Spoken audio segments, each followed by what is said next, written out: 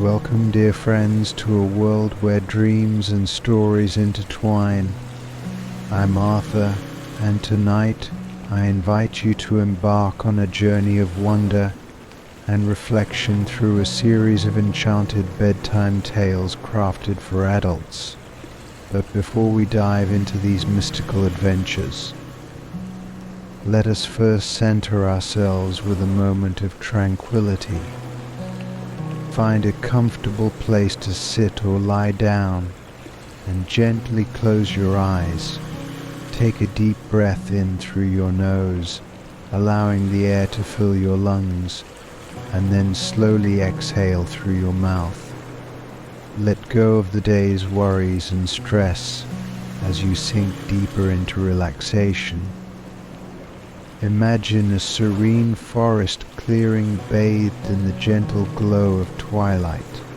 The air is filled with the subtle sounds of nature, and the soft rustling of leaves creates a calming melody. Picture yourself walking along a winding path that leads to a cozy, ancient library filled with the wisdom of countless ages. As you stroll through this magical space, each step brings you closer to a sense of peace and readiness.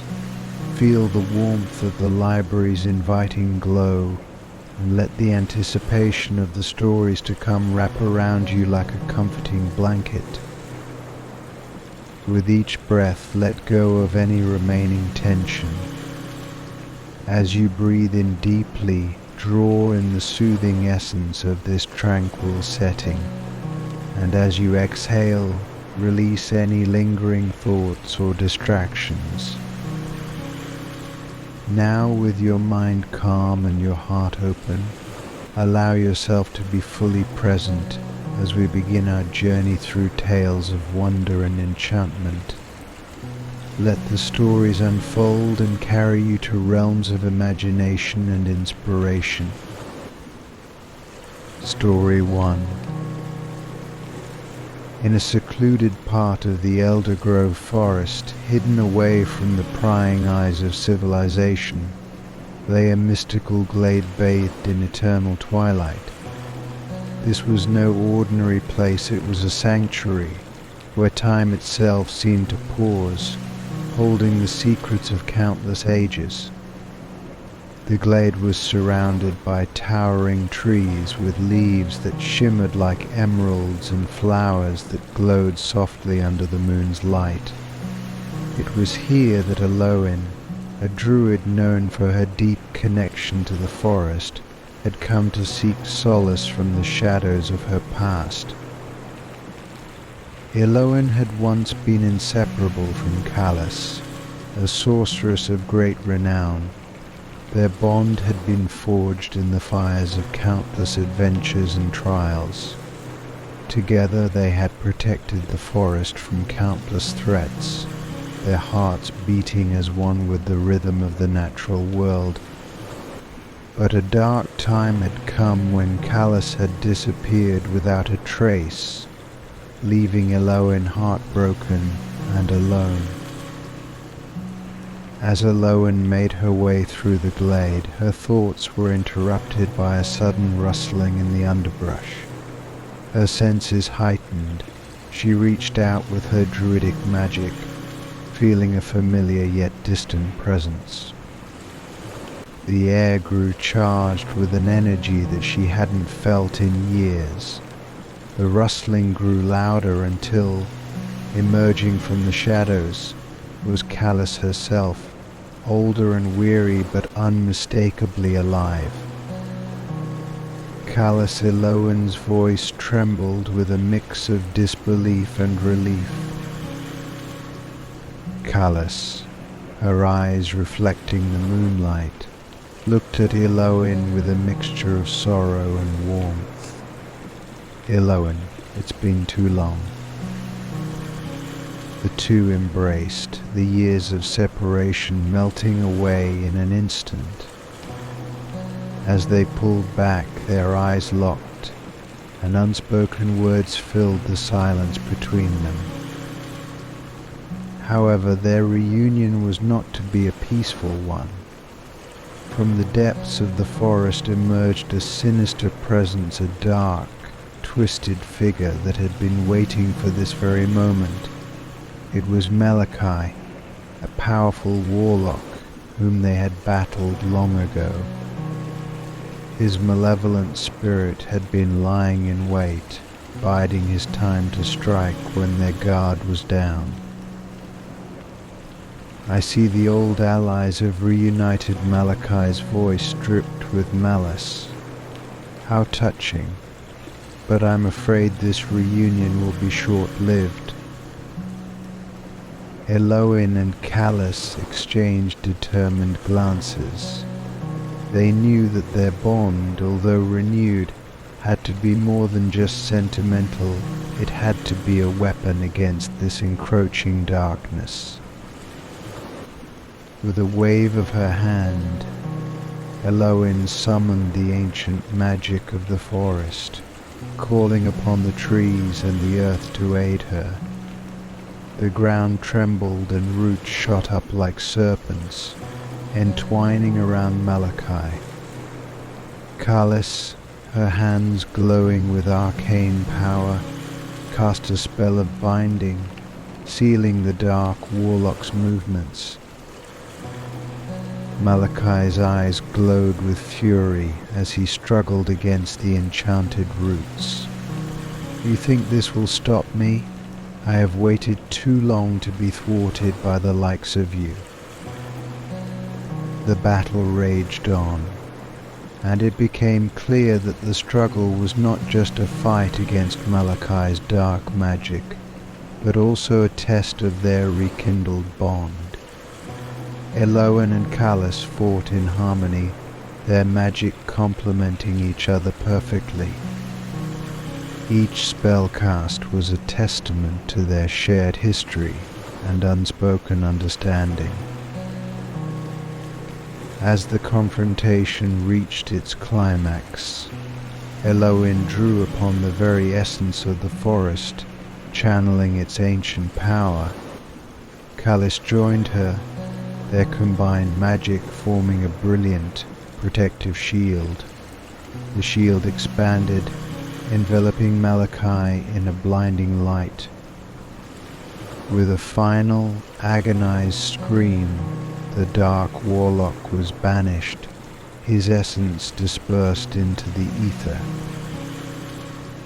The glade fell silent once more, the only sound being the gentle rustling of leaves and the distant chirping of nocturnal creatures. Exhausted but victorious, Eloin and Callus stood together, their connection stronger than ever. "You were right to come back," Eloin said softly, her eyes filled with gratitude. "I couldn't have done this without you." "And I was wrong to leave," Callus replied, her voice tinged with remorse. "But we've made it through, together." As the first light of dawn began to break through the trees, the two friends knew that their journey was far from over, but for now they savored the peace they had fought for and the renewed bond that had emerged from the shadows of their past. Story 2. In a quaint village nestled between rolling hills and ancient forests, there stood an old manor, the home of the Valen family for centuries. Within its walls lay an heirloom of great significance, an intricately carved, ancient amulet said to possess both great power and a terrible curse. Over generations the Valens had passed it down, each owner facing a series of misfortunes and strange occurrences tied to the amulet. Years later, the manor's last inhabitant, Sir Cedric Valen, a retired adventurer, returned to his ancestral home. Sir Cedric had seen countless battles and faced many magical threats, but none had prepared him for the mystery that awaited him in the dusty old mansion. As Cedric explored the manor's dimly lit halls, he came upon a hidden chamber beneath the grand staircase. There, amid cobwebs and shadows, lay the cursed heirloom, the amulet. It was as mesmerizing as it was foreboding, its surface etched with symbols that seemed to shift and writhe in the candlelight. The curse was well known among the villagers. It was said to unravel reality itself, causing distortions in time and space. Cedric's task was clear. He had to break the curse before it tore apart not only his family legacy but the fabric of reality itself. Cedric set to work, studying ancient texts and consulting with old friends who were experts in arcane matters. He discovered that the amulet's curse was tied to a dark ritual performed centuries ago. The ritual had bound a malevolent entity to the amulet, and as the centuries passed, the entity's influence grew, threatening to break free. To break the curse, Cedric needed to perform a counter-ritual during a rare celestial alignment. The ritual required rare ingredients, including a feather from a phoenix, a vial of moonlit water, and the tears of a sorrowful spirit. The quest to gather these ingredients took Cedric across treacherous landscapes and into the heart of ancient ruins. Each ingredient was guarded by trials that tested his resolve, wisdom, and strength. After many trials and tribulations, Cedric gathered all the necessary components and returned to the manor, ready to perform the counter-ritual. On the night of the celestial alignment, Cedric prepared the ritual site in the manor's grand hall. He laid out the ingredients in a precise arrangement, casting protective wards around the area. As the stars aligned, he began the incantation, his voice steady despite the growing sense of dread that filled the room. The amulet glowed with a malevolent light as the dark entity within it stirred. Cedric's words grew louder, more forceful, as he fought against the entity's influence. The air crackled with energy, and reality seemed to warp and twist around him. Shadows danced along the walls and whispers filled the air, echoing the fears and doubts of past Valons. With a final, thunderous declaration, Cedric completed the ritual. The amulet's glow dimmed, and the oppressive presence lifted from the room. The curse was broken, and the amulet lay silent, its dark power dissipated. Exhausted but relieved, Cedric gazed at the now inert heirloom. He knew that while the curse had been lifted, the legacy of the Valon family would forever bear the marks of the trials they had endured. As the first light of dawn streamed through the manor's windows, Cedric felt a sense of closure and renewal. The manor once again was at peace, and its guardian had fulfilled his duty. Story 3. In the heart of an old, forgotten town stood an opera house that had once been the pride of the community. Its grand facade, though now weathered and worn, still hinted at the splendor that had graced its stage. The opera house had been abandoned for decades, its name whispered only in hushed tones among the townsfolk. It was said to be haunted, a claim that became more than mere superstition when an aging bard named Thaddeus returned to his hometown. Thaddeus had spent a lifetime traveling and performing, his voice renowned for its haunting beauty and emotive power. The opera house had been his first stage, where he had performed his most memorable pieces. He had left many years ago, seeking fame and fortune, but now he returned to find closure and perhaps revive the memories of his youth. As he approached the opera house, Thaddeus felt a shiver run down his spine. The building loomed before him, its once grand entrance now shrouded in shadows. He pushed open the heavy, creaking doors and stepped inside, the dust swirling around him in the dim light that filtered through the broken windows. The interior was as he remembered, opulent yet decayed.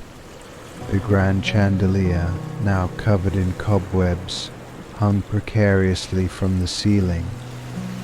The plush seats were worn and threadbare, and the stage was draped in moth-eaten curtains.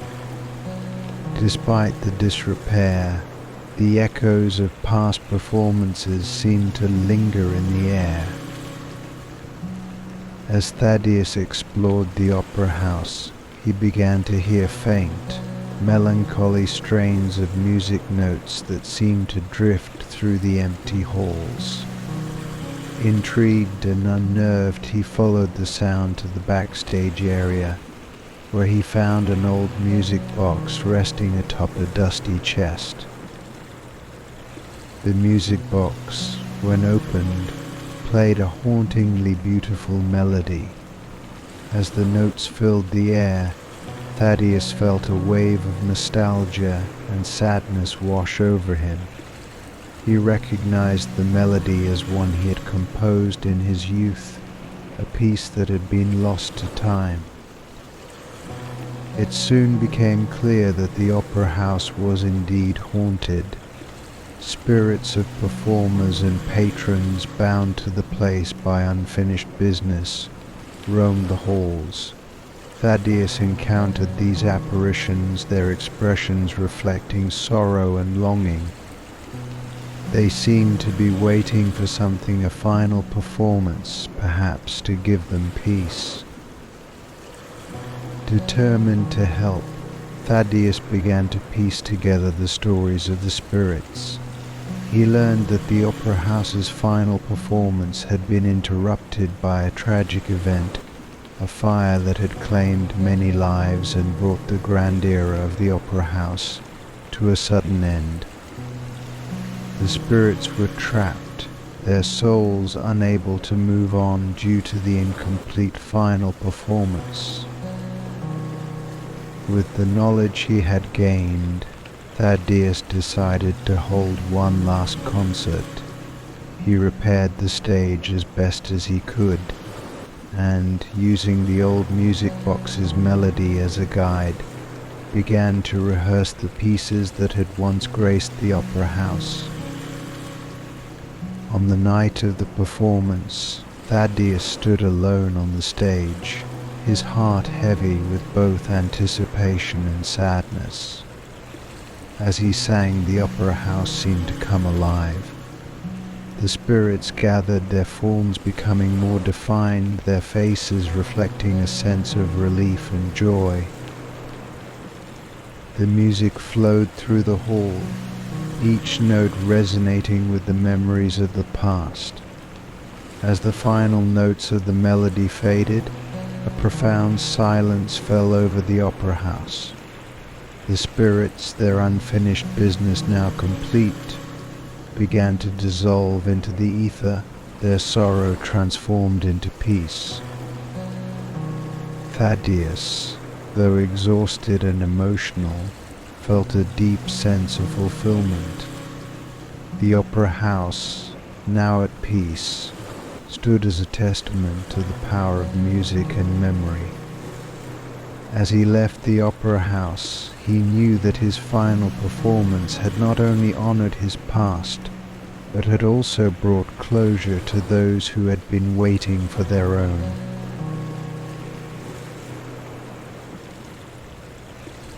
Story 4.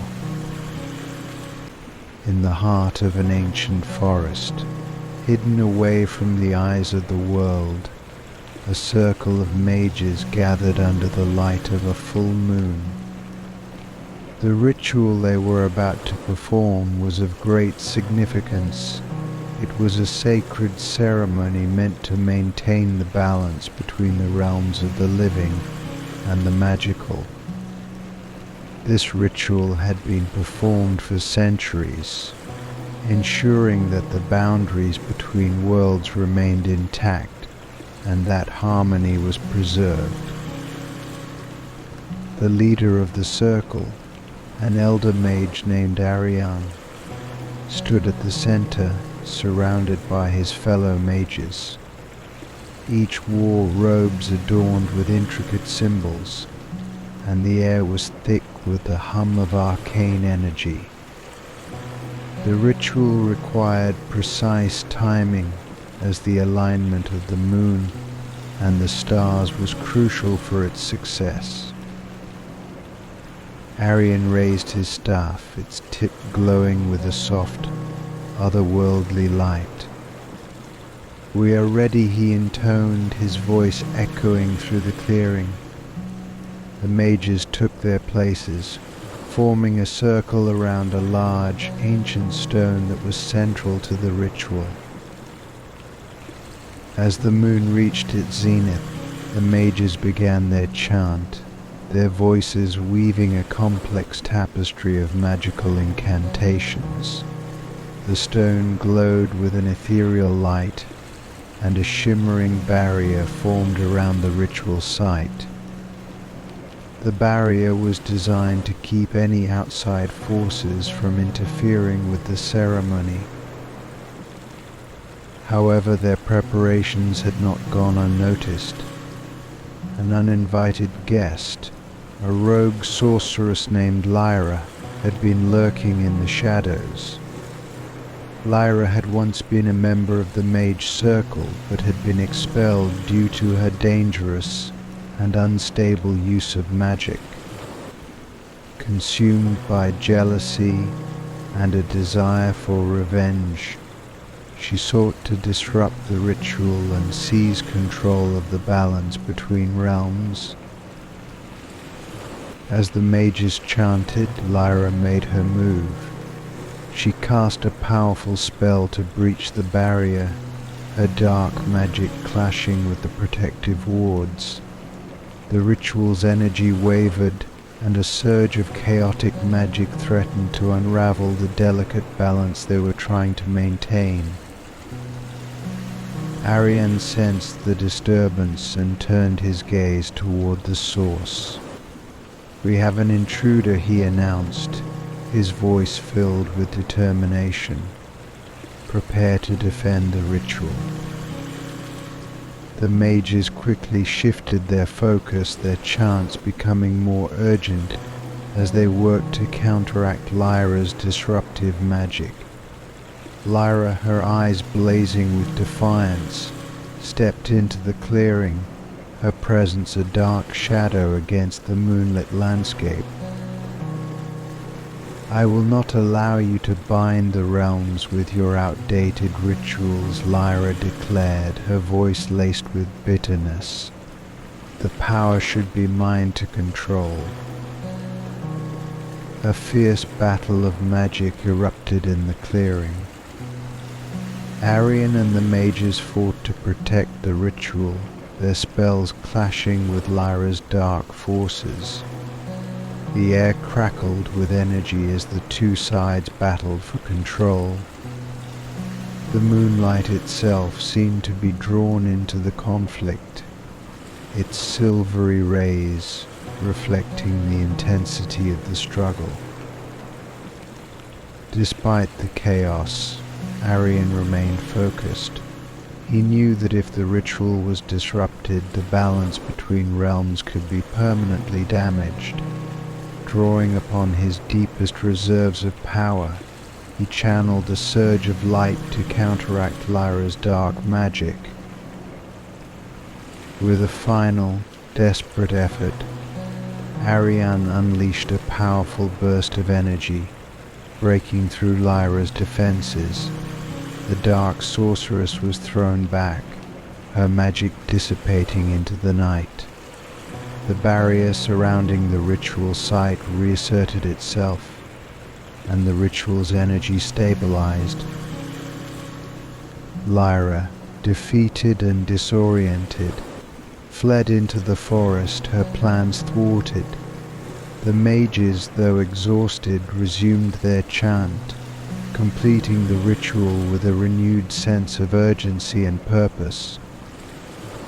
As the final words were spoken, the barrier around the clearing glowed brightly, sealing the balance between the realms.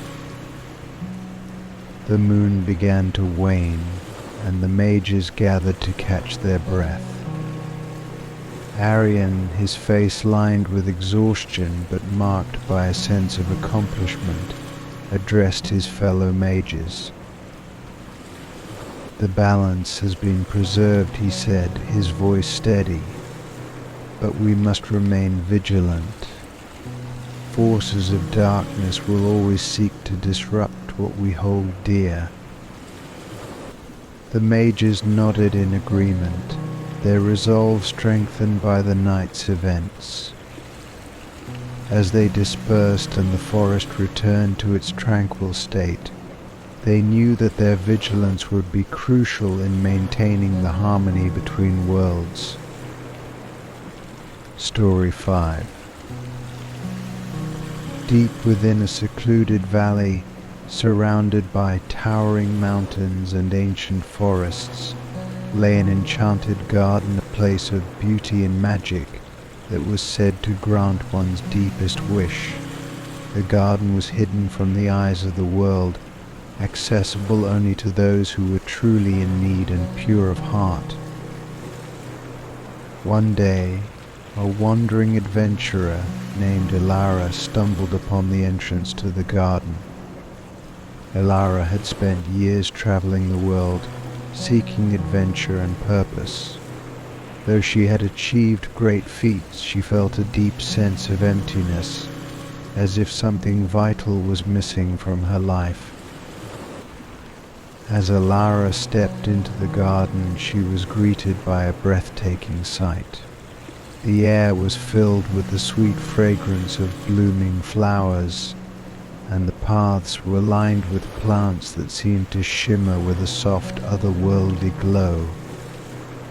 A crystal-clear stream wound its way through the garden, its waters reflecting the vibrant colors of the flowers.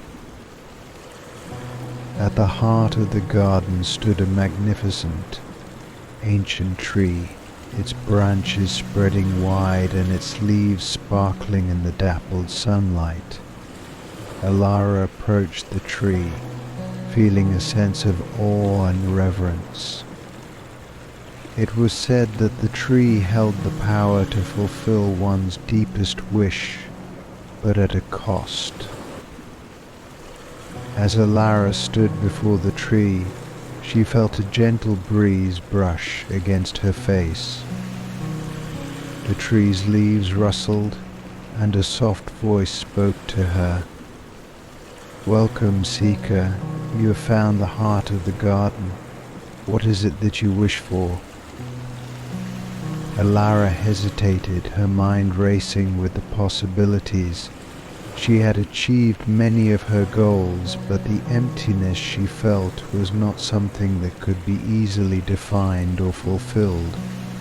She had longed for a sense of purpose, a connection to something greater than herself.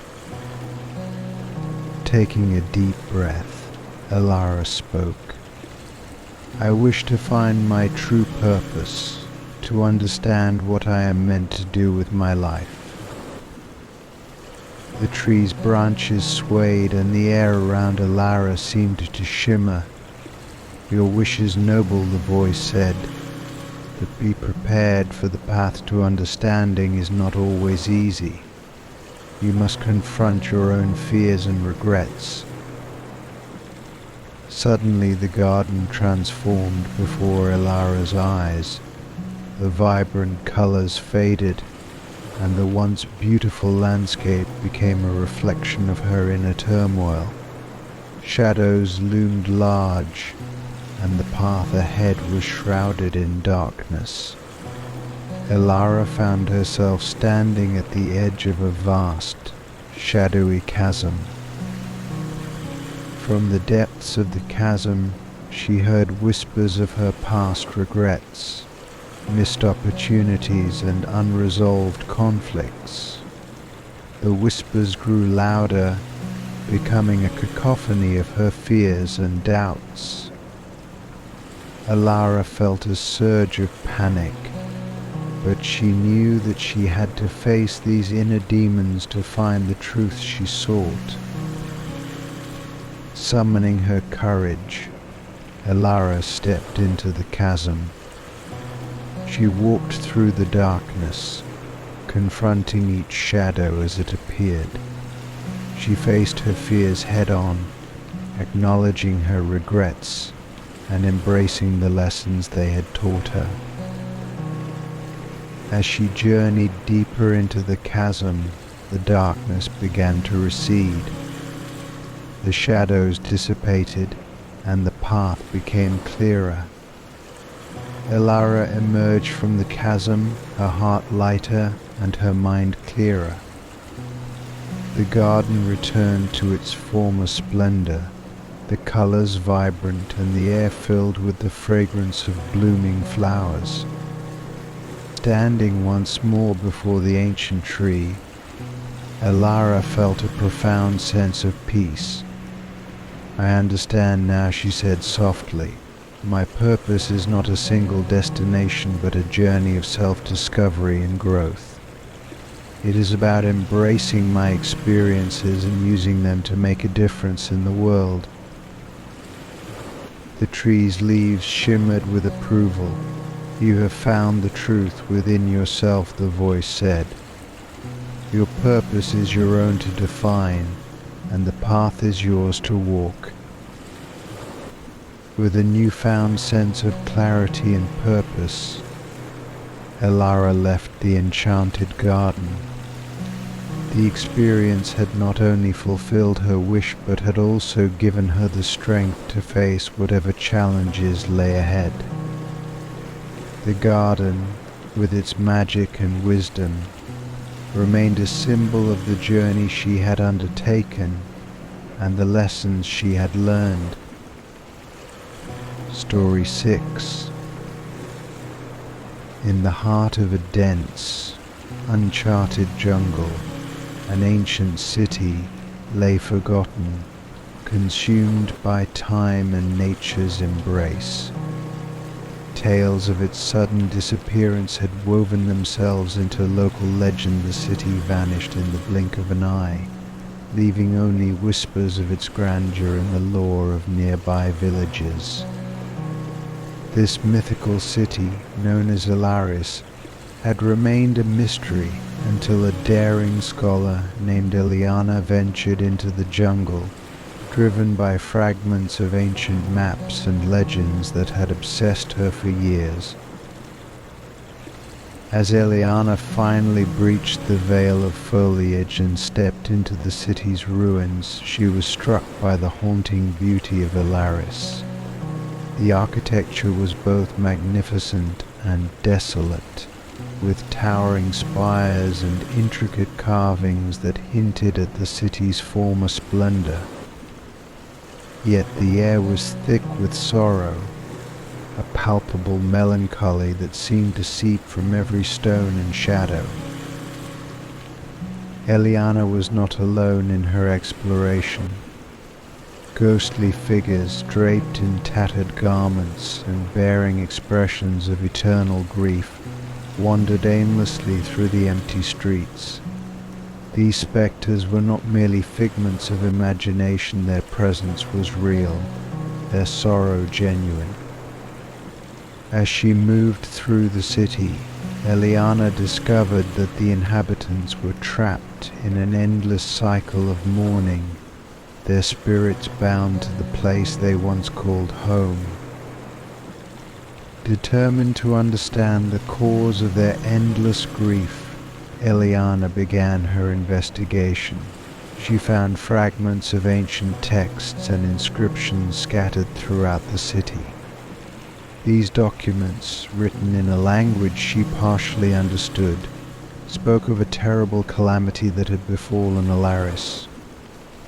According to these texts, a powerful artifact known as the Tear of Leora had been stolen from the city's heart, and its absence had triggered a curse that not only caused the city's disappearance, but also trapped its people in an eternal lament. Eliana's research led her to the city's central temple, where she encountered a spectral priestess named Seraphina. With a voice like a distant echo, Seraphina revealed that the Tear of Leora was a gem imbued with the city's collective hopes and dreams. Its theft had severed the bond between the people and their cherished home, leaving them condemned to forever mourn what they had lost. To break the curse, Eliana needed to locate the Tear of Leora and return it to its rightful place.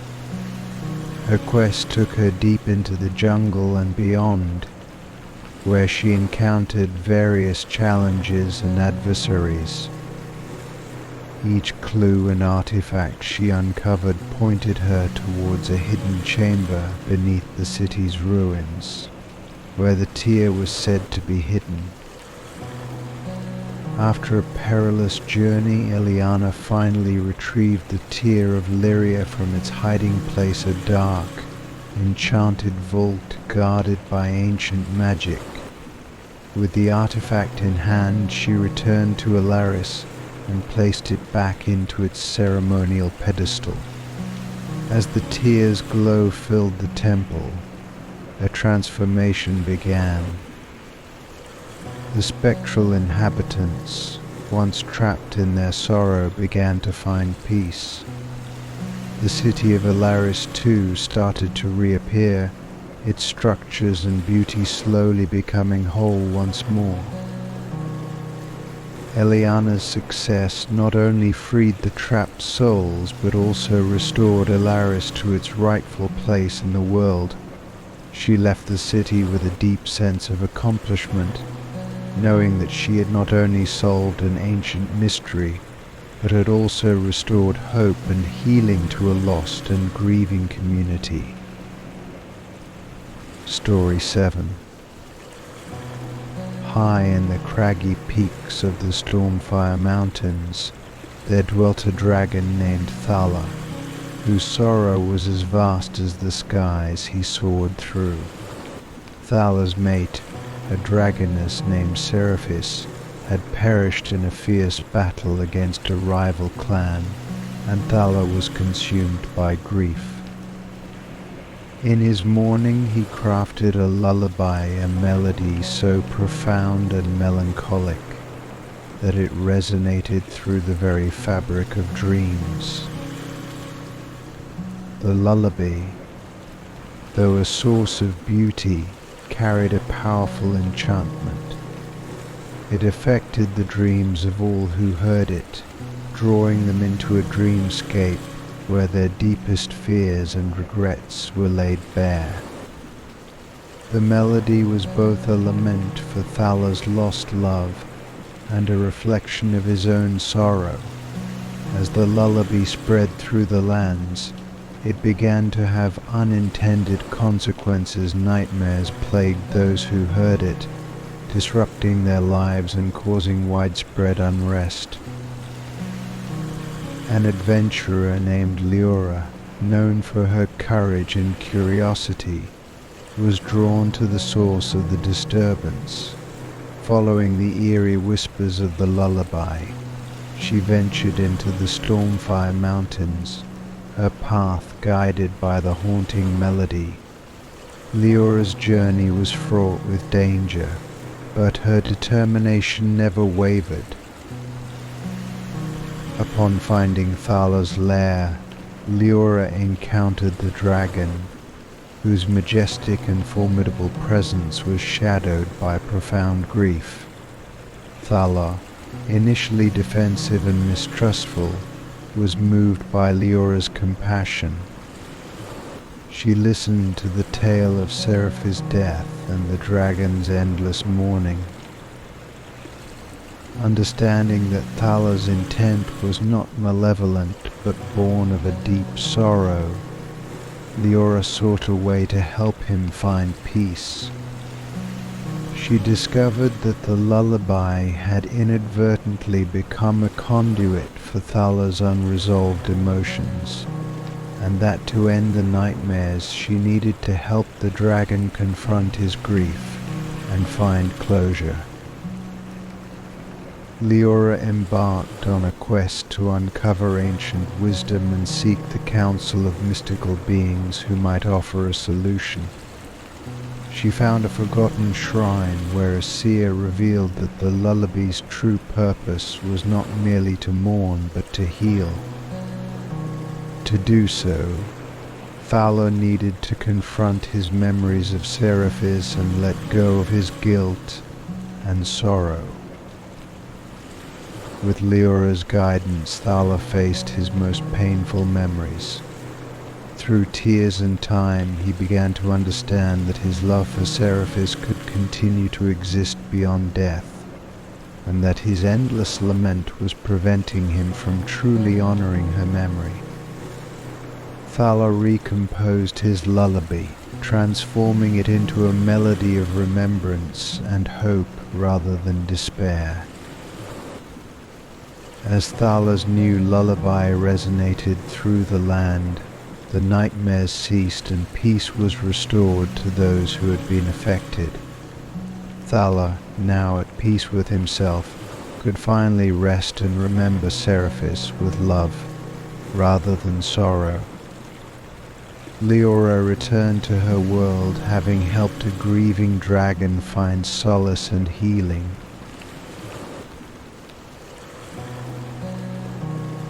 Story 8.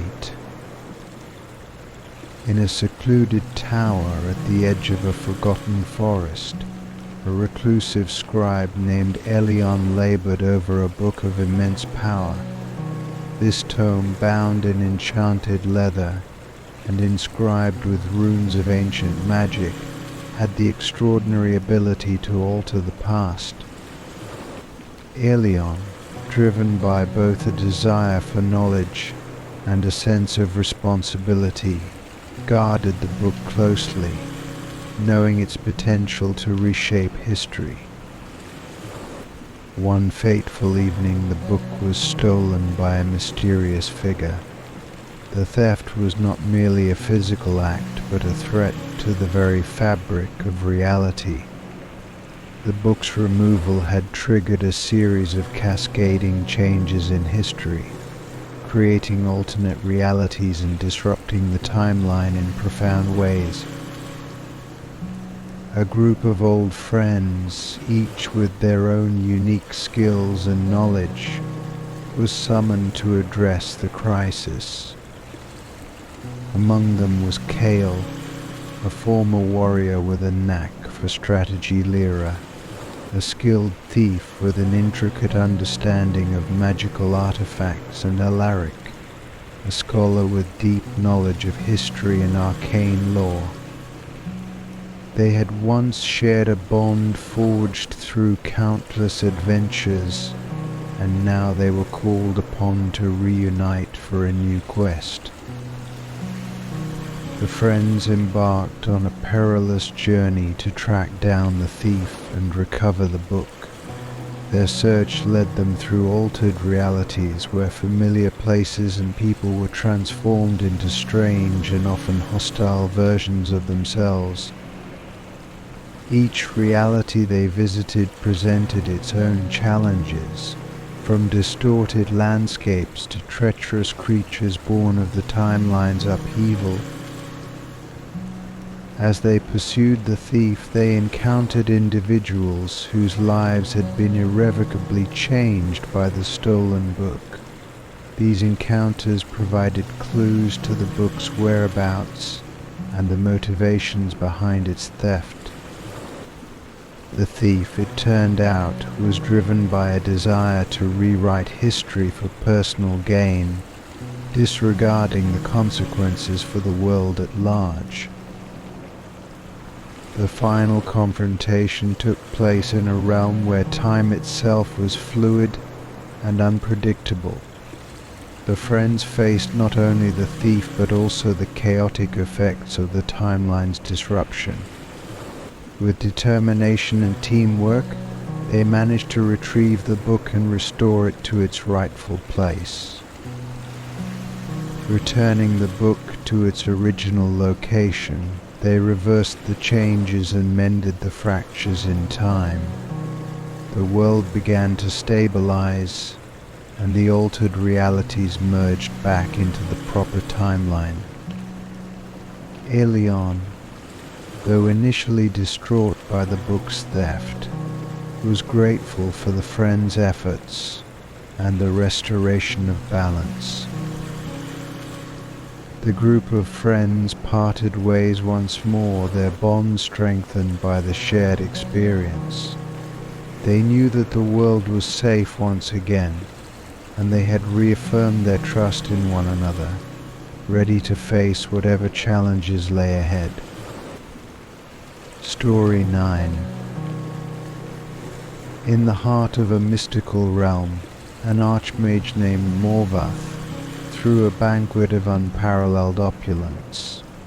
The feast was to celebrate his unparalleled mastery of magic and his numerous accomplishments. Yet, what was intended as a grand event turned into an endless ordeal for those who attended. The banquet hall was a marvel of enchantment, with tables laden with exquisite dishes and goblets filled with the finest wines. The guests, initially delighted, soon realized that the feast had no end. Each course was replenished before it could be fully consumed, and no matter how much they ate, their hunger never abated. As time wore on, the attendees became ensnared by their own desires. Each guest's deepest cravings and indulgences took physical form, manifesting as elaborate illusions and temptations. The once joyous celebration devolved into a nightmare, a cycle where the guests were trapped in their own excesses and obsessions.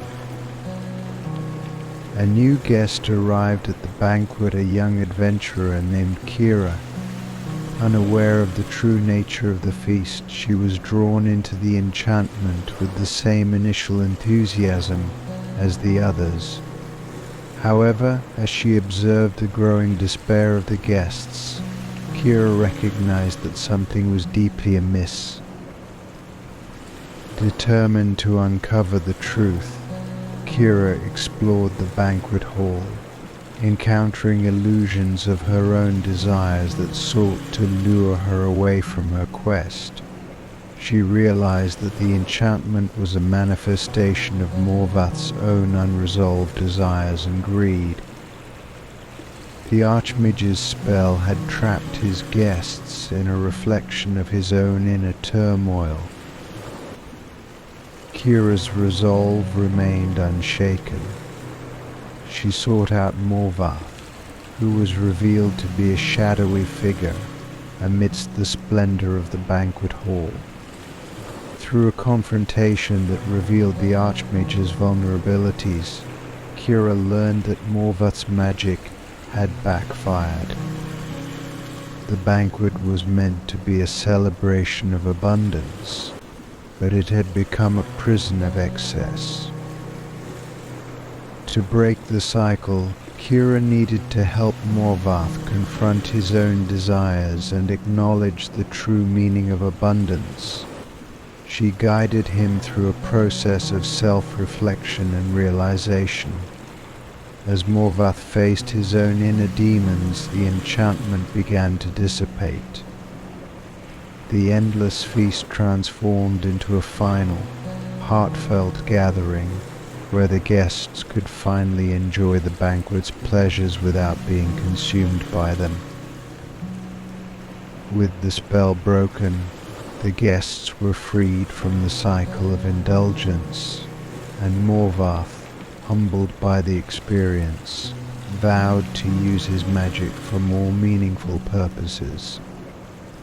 Kira left the banquet hall with a sense of accomplishment, knowing that she had restored balance and helped those ensnared by their own desires. Story 10. Deep within the Verdant realm lay the Whispering Forest, a place where the trees were said to speak, and the very air was charged with ancient magic. The forest was known for its secrets, and was rumored to hold the key to an ancient prophecy that could alter the fate of the world. A weary ranger named Rowan, disillusioned by his past failures and seeking redemption, ventured into the Whispering Forest. Guided by fragments of a prophecy and a deep sense of purpose, Rowan hoped to uncover the truth hidden within the forest's enigmatic depths. The forest was a labyrinth of shifting paths and whispering voices. The trees, their trunks etched with cryptic symbols, murmured in a language that Rowan could barely understand. The deeper he ventured, the more the forest seemed to challenge him, presenting illusions and obstacles that tested his resolve and skills. Rowan's journey was not solitary. He encountered various mystical beings, guardians of the forest, who offered riddles and challenges. Each encounter revealed fragments of the prophecy and hinted at the forest's true nature. The prophecy spoke of a chosen one who would navigate the forest's trials and unveil the truth hidden within. As Rowan delved deeper, he discovered that the forest's whispers were not merely echoes of the past, but living entities tied to the land's magic. The forest itself was a sentient being, protecting its secrets and guiding those worthy of uncovering them. Rowan realized that to understand the prophecy, he needed to forge a connection with the forest and its inhabitants. With patience and empathy, Rowan began to communicate with the forest, gaining its trust and unraveling the deeper meanings of the whispers. He learned that the prophecy spoke of a time of great change, and that the Whispering Forest held the knowledge necessary to navigate the coming upheavals. The culmination of Rowan's journey led him to the heart of the forest, where an ancient sentient tree stood. This tree was the source of the forest's wisdom and the keeper of the prophecy's true meaning. Through a profound exchange, Rowan learned that the prophecy was not a mere prediction, but a call to action, a reminder that the future was shaped by the choices made in the present. Armed with this newfound understanding, Rowan emerged from the Whispering Forest with a renewed sense of purpose. The knowledge he gained was not just for himself, but for the world at large. The prophecy's message was clear: the power to shape the future lay within the hearts and actions of those willing to face their own trials and make meaningful choices. Rowan's journey through the Whispering Forest was a testament to the power of wisdom and self-discovery. He returned to his world not only with answers but with a deeper understanding of his own role in the unfolding tapestry of fate. Story 11. In the quiet village of Leora, nestled among rolling hills and ancient forests, a celestial event unfolded that would forever change the lives of its inhabitants.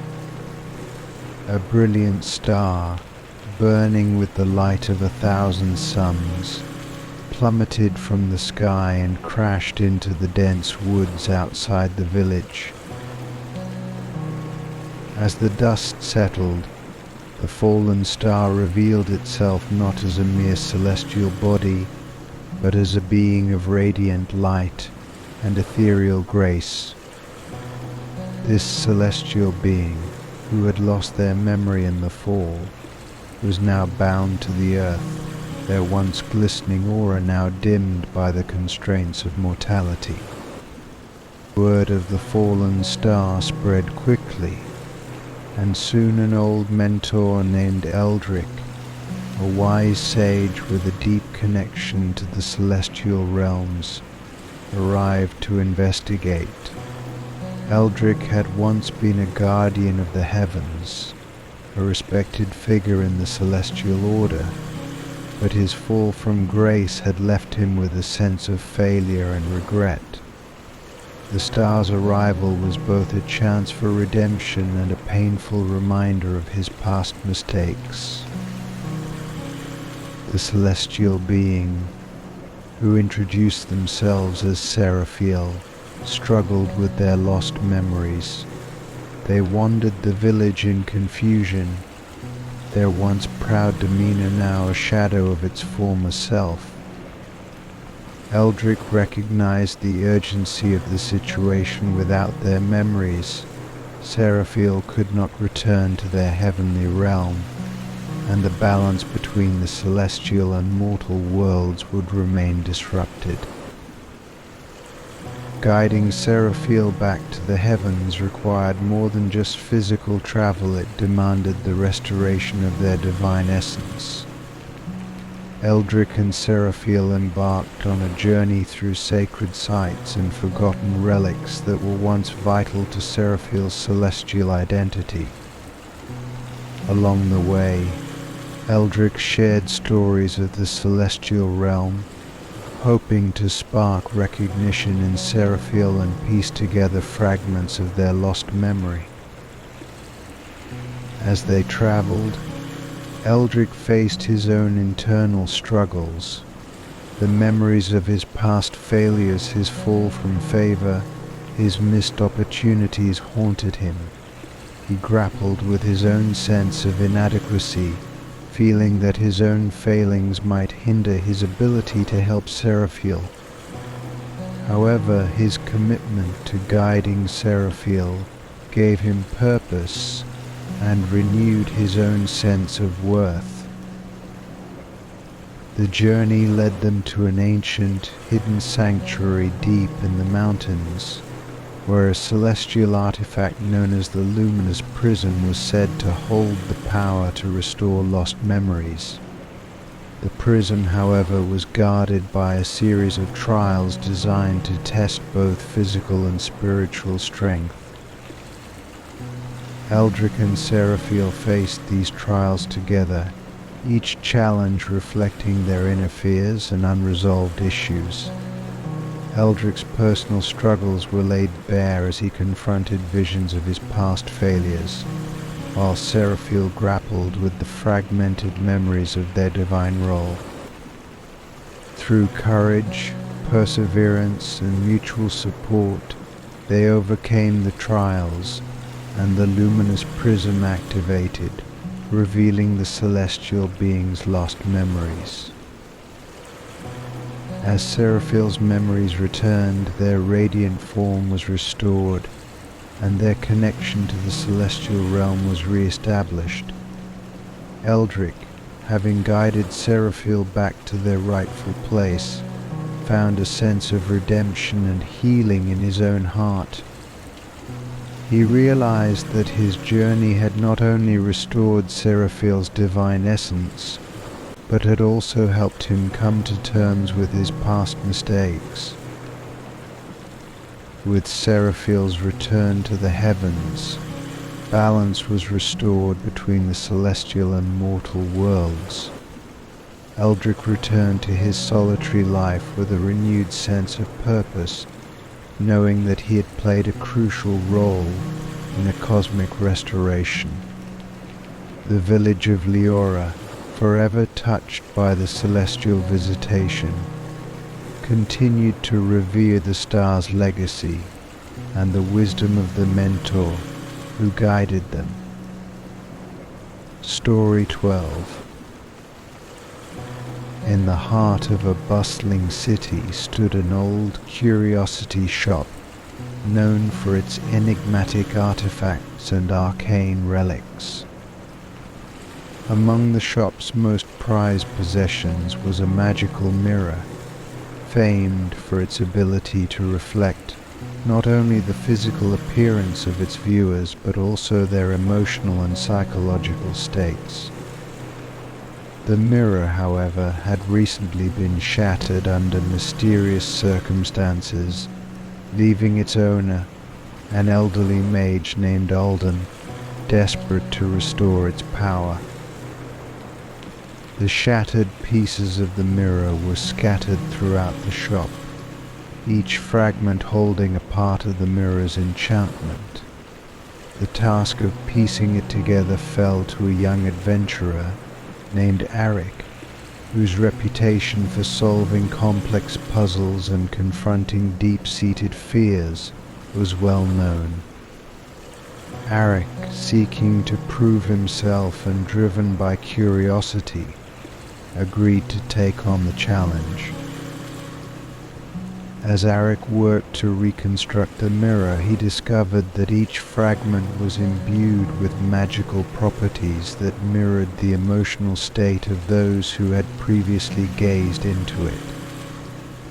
The process of reassembling the mirror was not just a physical task, but a journey into the depths of the human psyche. With each piece he reattached, Arik was confronted with vivid visions and reflections of his own fears, regrets, and unresolved emotions. The shattered mirror revealed glimpses of Arik's past moments of failure, personal insecurities, and deep-seated anxieties. The mirror's enchantment forced Arik to confront these inner demons, reflecting his own struggles and vulnerabilities. The process was both cathartic and harrowing as he relived past traumas and wrestled with his own emotional turmoil. Throughout the ordeal, Arik encountered manifestations of his inner fears, a menacing shadow of self-doubt, a haunting specter of past mistakes, and a relentless echo of personal insecurities. Each confrontation required him to face his demons head-on, gaining insight and strength from the process. With the help of Alden, who provided guidance and encouragement, Arik navigated these challenges and began to heal from his emotional wounds. The final piece of the mirror was the most challenging to place. It represented Arik's deepest fear, his own sense of inadequacy, and the pressure to live up to expectations. As he confronted this fear, Arik found the courage to accept himself and embrace his true worth. The mirror's reflection, when completed, showed not only his physical appearance but also a more balanced and self-assured emotional state. With the mirror fully restored, Alden marveled at its renewed power. It now had the ability to reflect not just the emotional state of others but also their potential for growth and healing. Arik, having faced his own inner demons and emerged stronger, left the curiosity shop with a newfound sense of purpose and self-awareness. The magical mirror continued to serve as a tool for understanding and self-reflection, helping others to confront their own emotional states and embark on their journeys of personal growth. Aric's experience with the mirror became a testament to the power of facing one's inner challenges and finding strength through self-discovery.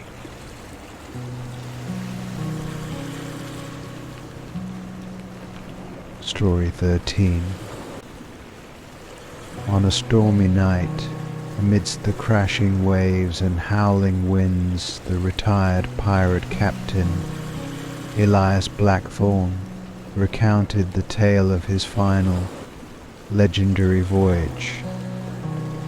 Once feared and revered as a ruthless pirate, Elias had retired to a quiet coastal village, seeking solace and reflection after a lifetime of adventure and conquest.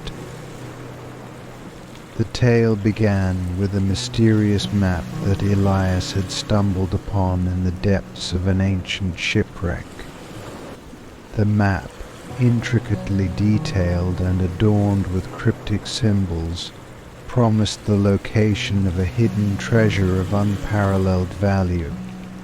Driven by a mixture of curiosity and nostalgia, Elias gathered his old crew for one final voyage, determined to uncover the treasure and end his pirating days on a high note.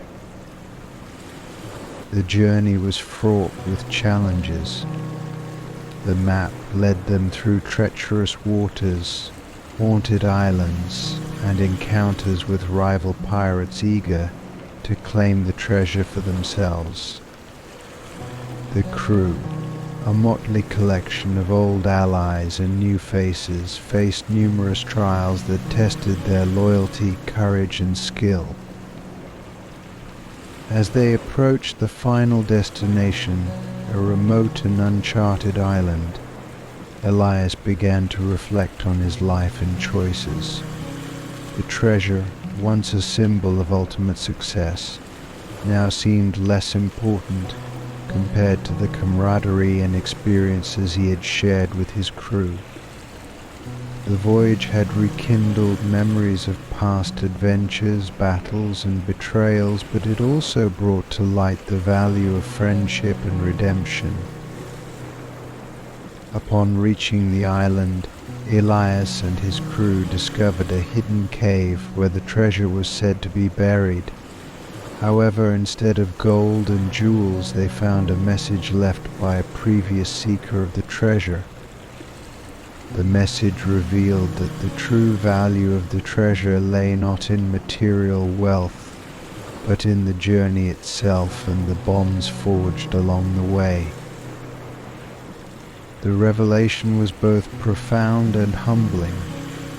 Elias realized that his final voyage was not about the treasure, but about rediscovering the essence of his own humanity and the connections he had made throughout his life.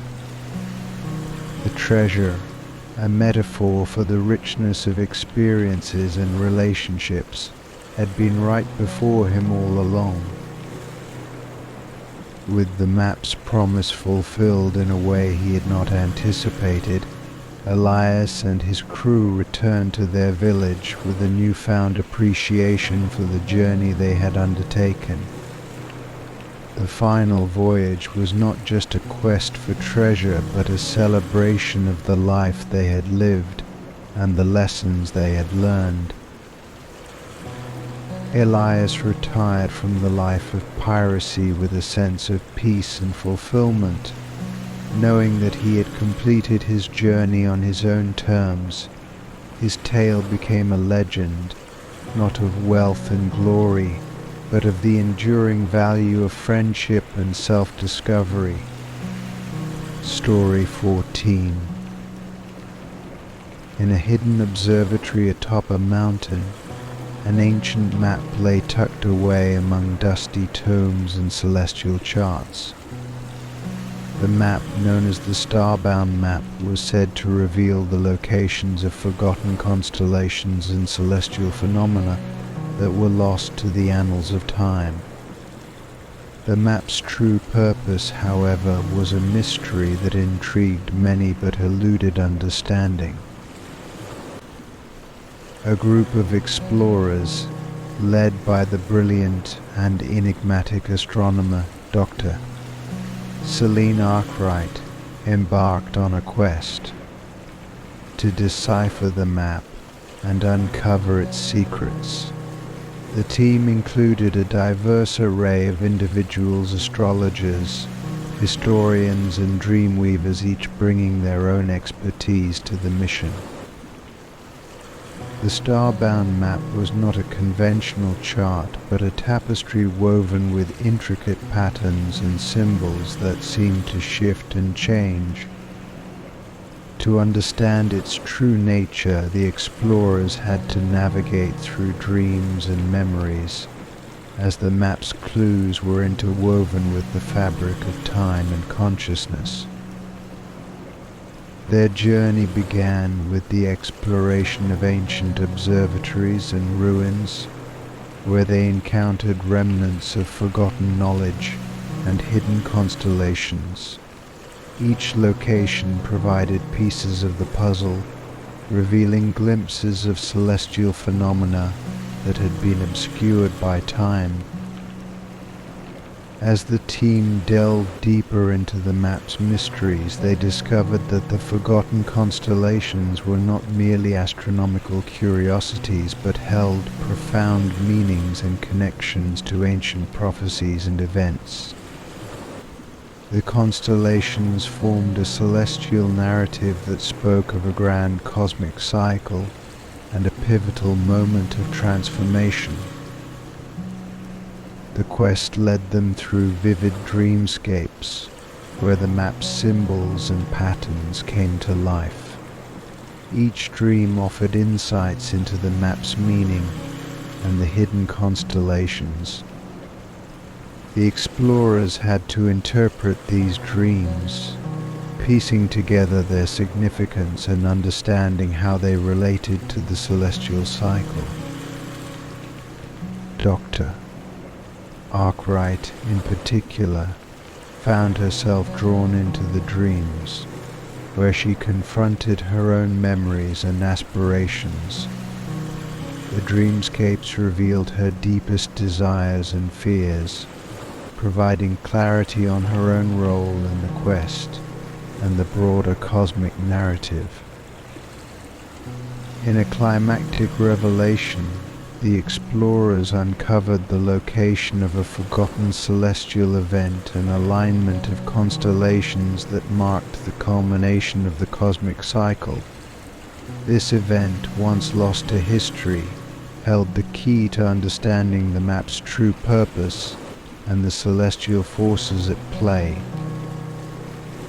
The discovery of the celestial alignment provided a profound insight into the nature of the universe and the interconnectedness of all things. The Starbound Map's secrets were revealed not as a mere guide to hidden constellations, but as a testament to the timeless dance of the cosmos and the cyclical nature of existence. The explorers returned from their journey with a renewed sense of wonder and understanding.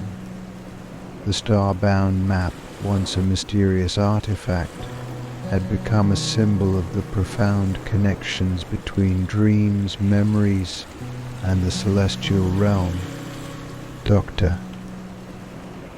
Arkwright and her team continued their work with a deeper appreciation for the mysteries of the universe and the intricate tapestry of time and space. Story 15. In a world where dreams held power and prophecy, a mysterious figure known as the Veiled Prophet appeared only in the realm of dreams. This enigmatic prophet delivered cryptic messages and forewarnings to those who encountered them in their sleep. Recently, the veiled prophet had foretold a catastrophic event that threatened the land, but the true meaning of the prophecy remained unclear. An inquisitive scholar named Arian, renowned for his expertise in ancient texts and mystical lore, was tasked with interpreting the dream's message. Arian had spent years studying the intersections of dreams and prophecy, and he saw this challenge as both a responsibility and an opportunity to prove his skills. Arian's journey began with the analysis of the veiled prophet's message, which was fragmented and enigmatic. The dream had been experienced by various individuals, each recalling different aspects of the prophecy. The scholar collected these accounts, piecing together the fragments to form a coherent understanding of the impending catastrophe. The dream messages revealed a pattern, a series of symbols and images that suggested a convergence of events leading to a critical moment of transformation. Arian identified that the prophecy spoke of a celestial alignment, a rare astronomical occurrence that would trigger a chain reaction of natural and mystical phenomena. To fully grasp the prophecy's implications, Arian embarked on a quest to explore ancient sites and consult with seers and sages who might shed light on the veiled prophet's true meaning. Each encounter provided valuable insights, helping him to decode the symbolism and understand the nature of the impending disaster. As Arian delved deeper, he realized that the prophecy was not merely a prediction of doom but a call to action. The impending catastrophe was a result of imbalances in the natural and mystical realms, and the key to preventing it lay in addressing these imbalances. The veiled prophet's message was a guide pointing towards the need for harmony and renewal. The scholar's quest led him to a hidden sanctuary where the celestial alignment was to occur. Here he encountered the veiled prophet in a dream-like vision, where the prophet revealed the true nature of the catastrophe, a cosmic disruption that would affect the land and its people. With the knowledge gained from his journey, Arian devised a plan to restore balance. He coordinated efforts with mystical practitioners, natural guardians, and local communities to address the imbalances and prepare for the celestial event. The combined efforts of these diverse groups helped to stabilize the forces at play and avert the impending disaster. The prophecy was fulfilled, not as a harbinger of destruction, but as a transformative event that brought about renewal and harmony. The veiled prophet's message, once shrouded in mystery, had guided the land through a pivotal moment of change. Arian's successful interpretation of the prophecy and his role in preventing the catastrophe earned him widespread recognition and respect. The veiled prophet's legacy continued to influence the understanding of dreams and prophecy, and Arian's work became a testament to the power of knowledge and foresight in shaping the course of destiny. Story 16. In the heart of an ancient and enchanted city lay the Tower of Dreams, home to the renowned dreamweaver Leora. Leora possessed a unique gift, the ability to weave dreams into intricate and vivid realms, creating worlds of wonder and possibility within the confines of her own mind. Her creations were sought after by many, each one a breathtaking escape from reality. But Alara's greatest work was also her curse. One fateful evening, a malevolent sorcerer, envious of Alara's power, cast a dark curse upon her. This curse trapped Alara within her own dreamscape, a labyrinthine expanse of her own making, where time and reality twisted unpredictably. The once joyous realms she had crafted became a prison of shifting landscapes and nightmarish visions. Alara's closest friend, a skilled explorer named Arik, was determined to rescue her. Arik, with his deep understanding of Alara's work and his own experiences in navigating complex terrains, was the only one who could venture into the dreamscape to save her. Equipped with a magical artifact that could bridge the dream world and reality, Arik entered the dreamscape with a heavy heart and a steely resolve. The dreamscape was a surreal and ever-changing realm. One moment Arik found himself in a lush, verdant forest filled with talking animals, and the next he was traversing an endless desert of shifting sands.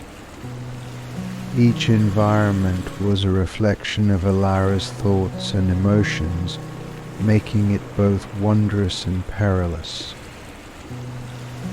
As Arik journeyed through the dreamscape, he encountered manifestations of Alara's fears and regrets, nightmarish creatures and distorted landscapes that tested his courage and resolve.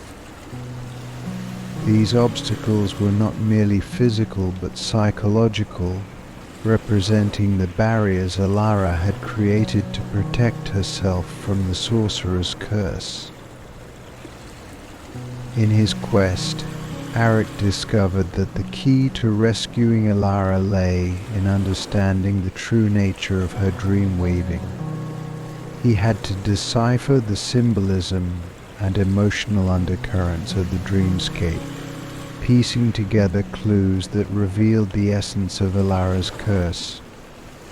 Through encounters with echoes of Alara's past dreams and conversations with sentient elements of her creations, Arik learned that the curse was tied to a profound sense of guilt and self-doubt that Alara harbored. Arik's journey reached a climax in the heart of the dreamscape, where he found Alara trapped in a nightmarish tower, an embodiment of her inner turmoil. The tower was a prison of her own making, filled with illusions of her past failures and unfulfilled aspirations. With empathy and understanding, Arik confronted the source of Alara's guilt, helping her to reconcile with her past and release the emotional chains that bound her. As Alara faced her fears and accepted her own worth, the dreamscape began to stabilize. The labyrinthine realms started to merge into a coherent, harmonious whole, and the curse's grip on her was loosened. As Alara emerged from her dreamscape prison, she was greeted with a new perspective on her own power and creativity. The experience had transformed her, allowing her to understand that her dreams were not just a refuge from reality but a part of her true self. Arik and Alara returned to the Tower of Dreams, their bond strengthened by their ordeal. Alara continued to weave dreams, but now with a renewed sense of purpose and freedom. The dreamscape, once a prison, became a testament to her resilience and the power of facing one's inner demons. Story 17. In the grand halls of the Symphony Hall of Aurora, the renowned composer Lysander Valerio was celebrated for his extraordinary musical talents. His final symphony, however, was shrouded in mystery. Whispers spoke of its power to alter reality itself, a claim that was both awe-inspiring and terrifying. The symphony was never performed, and Lysander's death left the composition and its secrets unexamined. Cassandra Alden, a brilliant but reclusive musicologist, was drawn to the enigma of Lysander's final symphony. Fascinated by the rumor of its reality-altering power, she was determined to uncover the truth behind the composition before its potential dangers could be unleashed.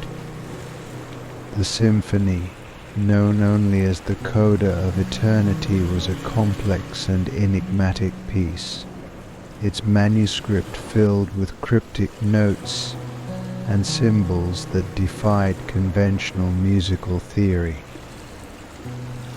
Cassandra's investigation began with the study of Lysander's other works and personal correspondence. She discovered that Lysander had been obsessed with the concept of music as a force capable of shaping reality. His notes revealed an intense desire to transcend the limitations of the physical world through his music, exploring the boundaries between sound and existence. The manuscript of the Coda of Eternity was locked away in a vault within the Symphony Hall, guarded by an intricate set of security measures and magical wards. Cassandra, with her expertise in both music and arcane knowledge, managed to bypass these protections and access the symphony. The piece was unlike anything she had ever seen. Its notation was fluid and shifting, almost alive with an eerie energy. As Cassandra deciphered the symphony, she began to experience strange occurrences. The notes seemed to resonate with the world around her, causing objects to move and reality to warp in subtle ways. It became evident that the symphony's power was not merely symbolic, but had a tangible effect on the fabric of reality. In her analysis, Cassandra realized that the symphony was structured around a series of harmonic frequencies that could influence the physical and metaphysical realms. The composition's climax was a crescendo that, if played, could potentially unravel the very fabric of existence. To prevent chaos, Cassandra sought to understand the symphony's intended purpose. Her research led her to Lysander's private journals, where she uncovered a final revelation. Lysander had composed the symphony as a means of achieving ultimate harmony, not destruction. The symphony was intended to be a catalyst for a profound transformation, harmonizing the chaotic elements of existence into a balanced whole. With this understanding, Cassandra took the symphony to a secluded location where its performance could be controlled and monitored. She assembled a select group of musicians and magical experts to assist in performing the piece with the utmost precision. The performance was a delicate operation, requiring a balance of musical and magical elements to ensure that the symphony's power was harnessed for its intended purpose. As the final notes of the Coda of Eternity echoed through the performance space, Cassandra felt a profound shift in the atmosphere. The symphony's harmonies wove together the disparate threads of reality, bringing a sense of equilibrium and peace. The potential chaos was averted, and the composition's transformative power was realized in a controlled and harmonious manner. Cassandra's success in interpreting and performing the symphony earned her acclaim and respect. Lysander's final masterpiece was celebrated not as a harbinger of destruction, but as a testament to the power of music to shape and elevate existence. Cassandra continued her work, exploring the intersections of music and reality, with a newfound appreciation for the profound impact that art and harmony could have on the world.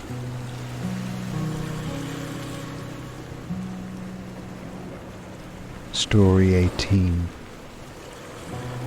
In a secluded cottage on the edge of a mystical forest lived an aging seer named Leora. Known for her extraordinary ability to glimpse into the future, Leora's most prized possession was a pendant imbued with temporal magic. The pendant allowed her to see potential futures and guide her decisions accordingly. However, one fateful night, the pendant was stolen, leaving Leora vulnerable and uncertain about the fate of her loved ones. The thief, a shadowy figure with a penchant for chaos, sought the pendant for their own nefarious purposes. With the pendant in their possession, they could manipulate time and foresee events to their advantage, sowing discord and upheaval in the world. Realizing the danger, Leora set out to retrieve the pendant and restore balance. Leora's quest began with a journey to track down the thief. Guided by the remnants of her vision and the traces left by the pendant, she followed a trail through the forest and beyond, seeking clues and allies. Along the way, she encountered magical creatures and guardians who offered both aid and challenges. The path was fraught with difficulties. Leora had to navigate through shifting temporal anomalies and face trials that tested her resolve and wisdom. Each challenge revealed glimpses of possible futures, each more dire than the last, emphasizing the urgency of her mission. The thief, meanwhile, was using the pendant to manipulate events for their own gain. They caused disruptions and created false paths to lead Leora astray.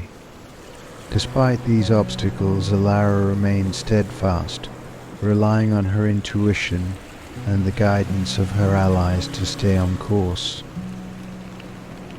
In a dramatic confrontation, Leora finally confronted the thief in an ancient, forgotten temple where the fabric of time was thin and malleable. The thief, armed with the pendant's power, attempted to alter the course of events to escape capture and secure their dominance. The ensuing battle was a struggle of wills and wits, with Leora using her knowledge of time to counteract the thief's manipulations. Through a combination of bravery, cunning, and the support of her allies, Leora managed to reclaim the pendant and restore its protective enchantments. The thief was apprehended, and the temporal distortions they had caused were corrected. Leora's return to her cottage was met with relief and gratitude from her loved ones, who had been deeply affected by the disruption. With the pendant restored, Leora was able to resume her glimpses into the future, guiding her actions with the clarity and foresight that had always been her strength.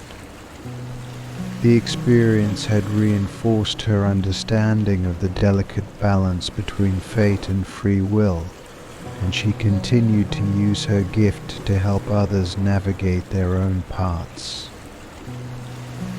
Leora's successful retrieval of the pendant and her triumph over the thief became a legend, a testament to her wisdom and resilience. The tale of the time-touched pendant served as a reminder of the power and responsibility that came with glimpses into the future, and the importance of safeguarding such gifts for the greater good. Story 19. In an old manor known for its timeless beauty and mysterious atmosphere, an antique mirror stood prominently in the grand hall. This mirror, adorned with intricate carvings and a silver frame, had long been a cherished heirloom. However, a ghostly figure had begun to haunt it, causing unrest among the manor's residents.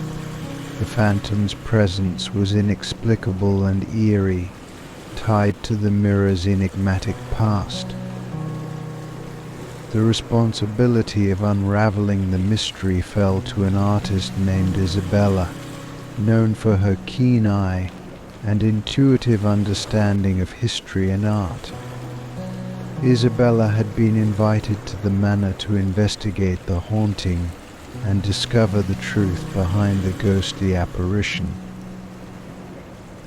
Isabella's investigation began with a careful examination of the mirror and its surroundings.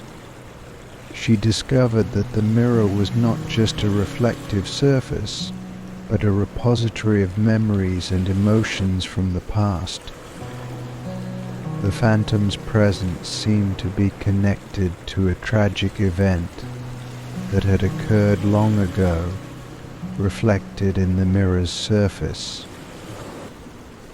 Through meticulous research and interviews with the manor's residents, Isabella pieced together the story of the mirror's past.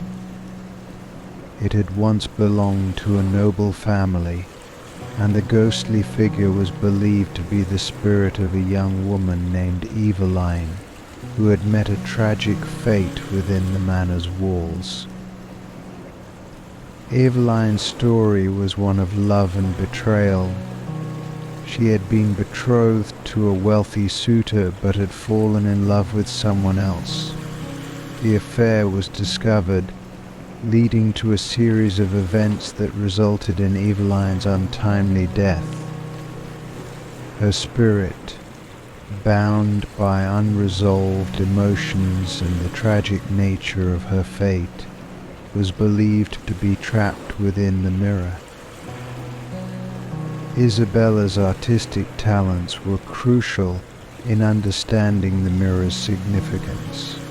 She created a series of sketches and paintings based on the mirror's reflections, capturing the essence of Eveline's emotions and the events that had transpired. Through her art, Isabella was able to channel Eveline's spirit, offering a voice to the ghostly figure and bringing to light the full extent of her sorrow and longing. The final piece of the puzzle was a hidden compartment within the mirror's frame, containing a locket with a portrait of Eveline and her lover. This locket, Isabella realized, was a symbol of the love that had been lost and the betrayal that had led to Eveline's tragic end. Returning the locket to its rightful place and acknowledging the truth of Eveline's story were key to freeing the spirit. In a poignant and emotional moment, Isabella conducted a ritual to honor Eveline's memory and release her spirit from the mirror's confinement. The process involved a combination of art, historical knowledge, and respect for the past. As the ritual concluded, the ghostly figure dissipated, leaving behind a sense of peace and resolution. Isabella's work was celebrated, and the mirror, once a source of haunting, was restored to its place as a cherished heirloom. The story of Eveline was remembered, and the manor's residents found comfort in the knowledge that the spirit had been freed and the truth acknowledged. Isabella's artistic and investigative skills had uncovered a hidden chapter of history, bringing closure and solace to both the living and the departed. Story 20.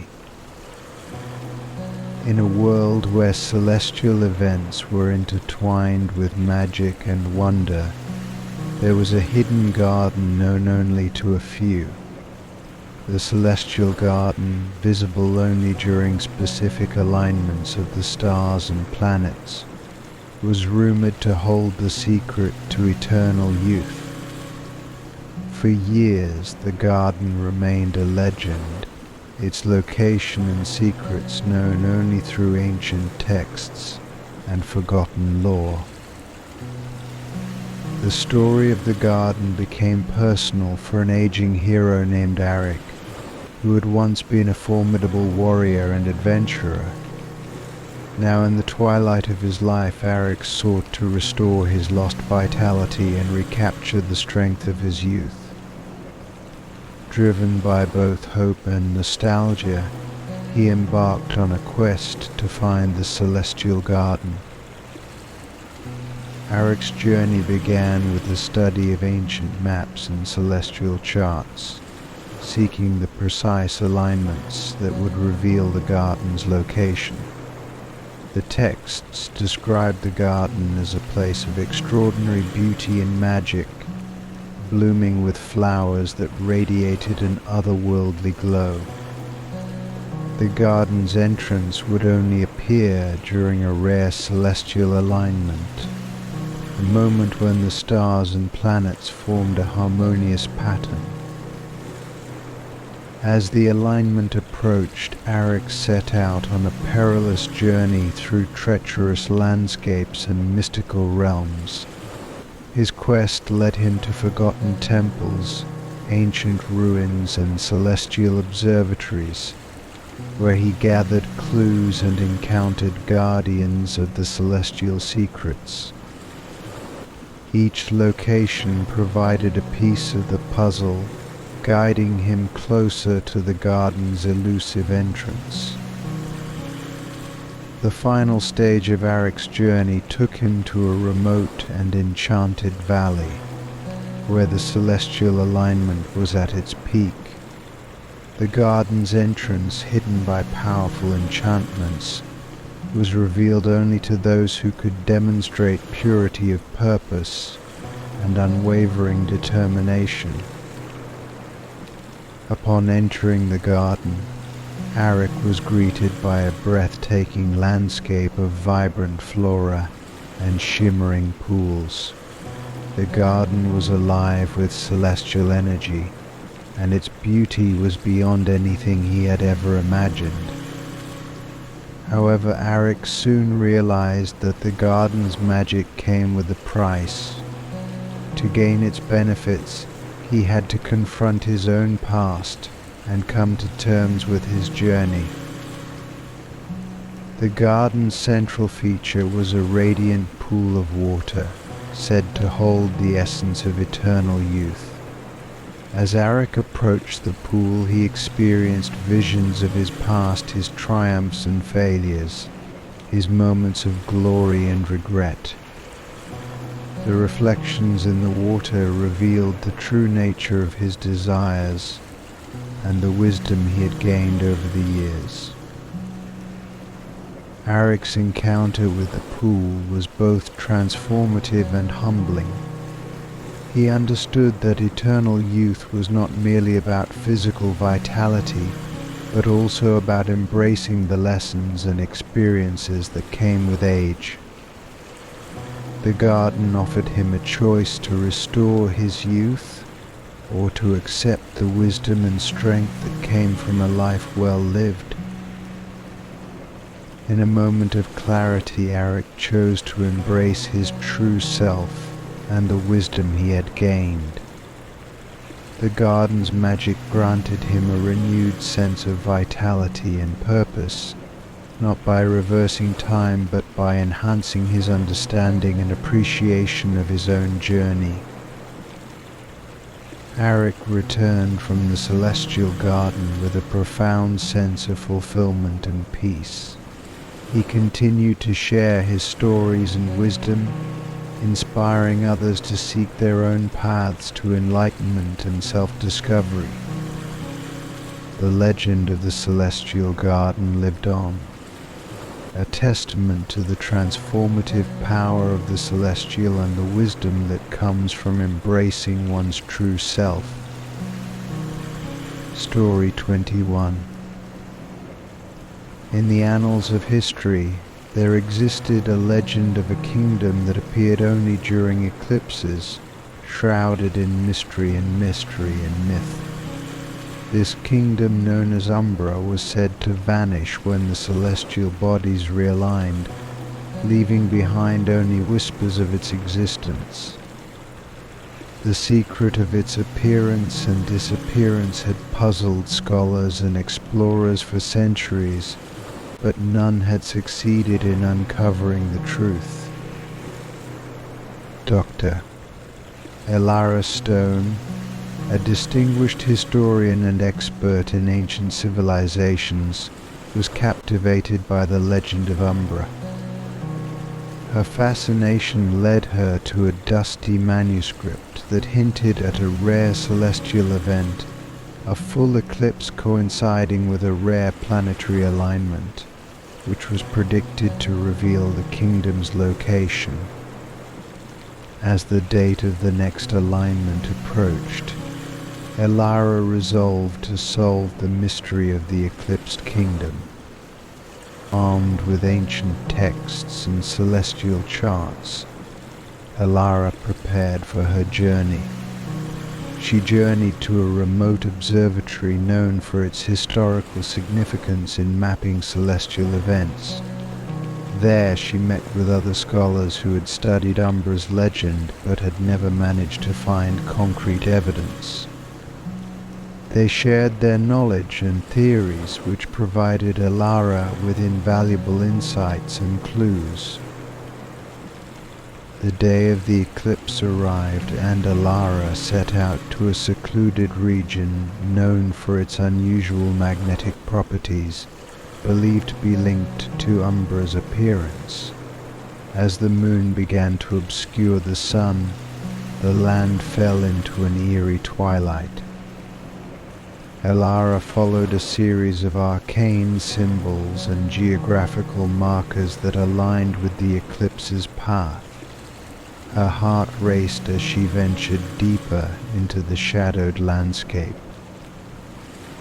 Suddenly the ground beneath her feet began to tremble, and a hidden pathway emerged from the earth.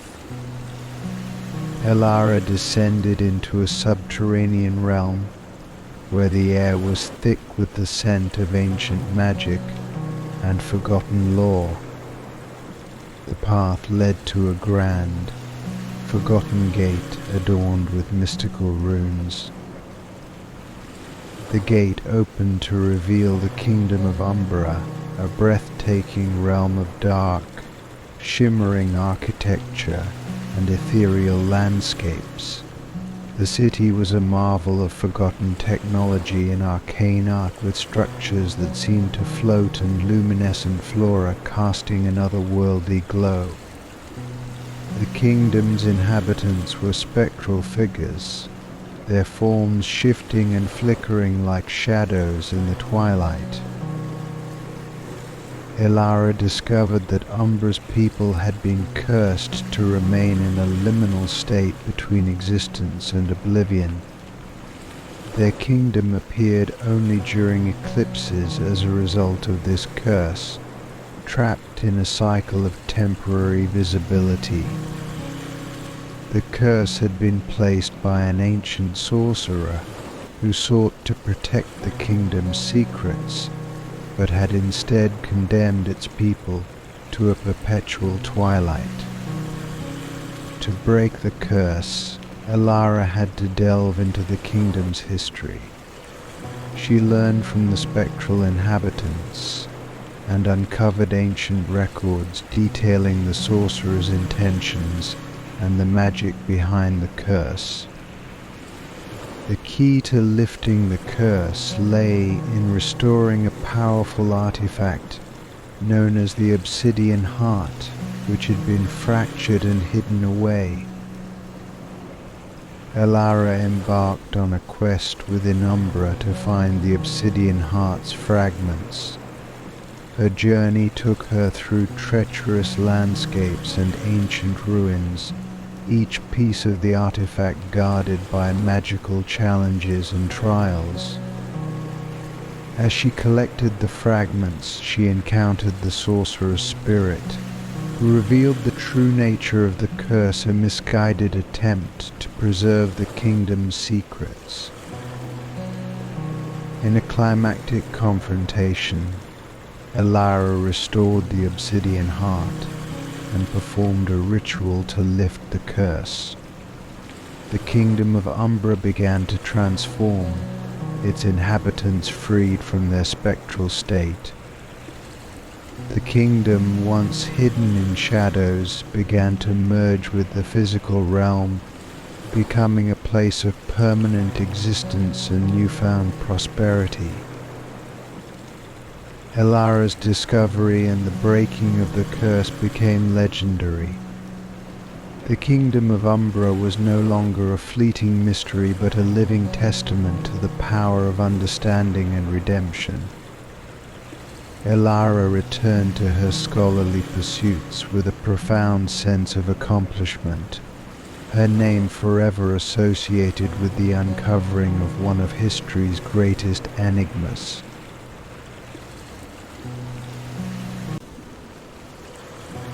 Story 22. In a quiet corner of an ancient library, a magical lantern was uncovered by an inquisitive scholar named Linnea. This lantern, known as the Lantern of Lost Souls, had the power to reveal the true nature of souls, illuminating their deepest desires, regrets, and truths. Linnea, a scholar of mystical artifacts, was intrigued by the lantern's potential but unaware of its profound implications.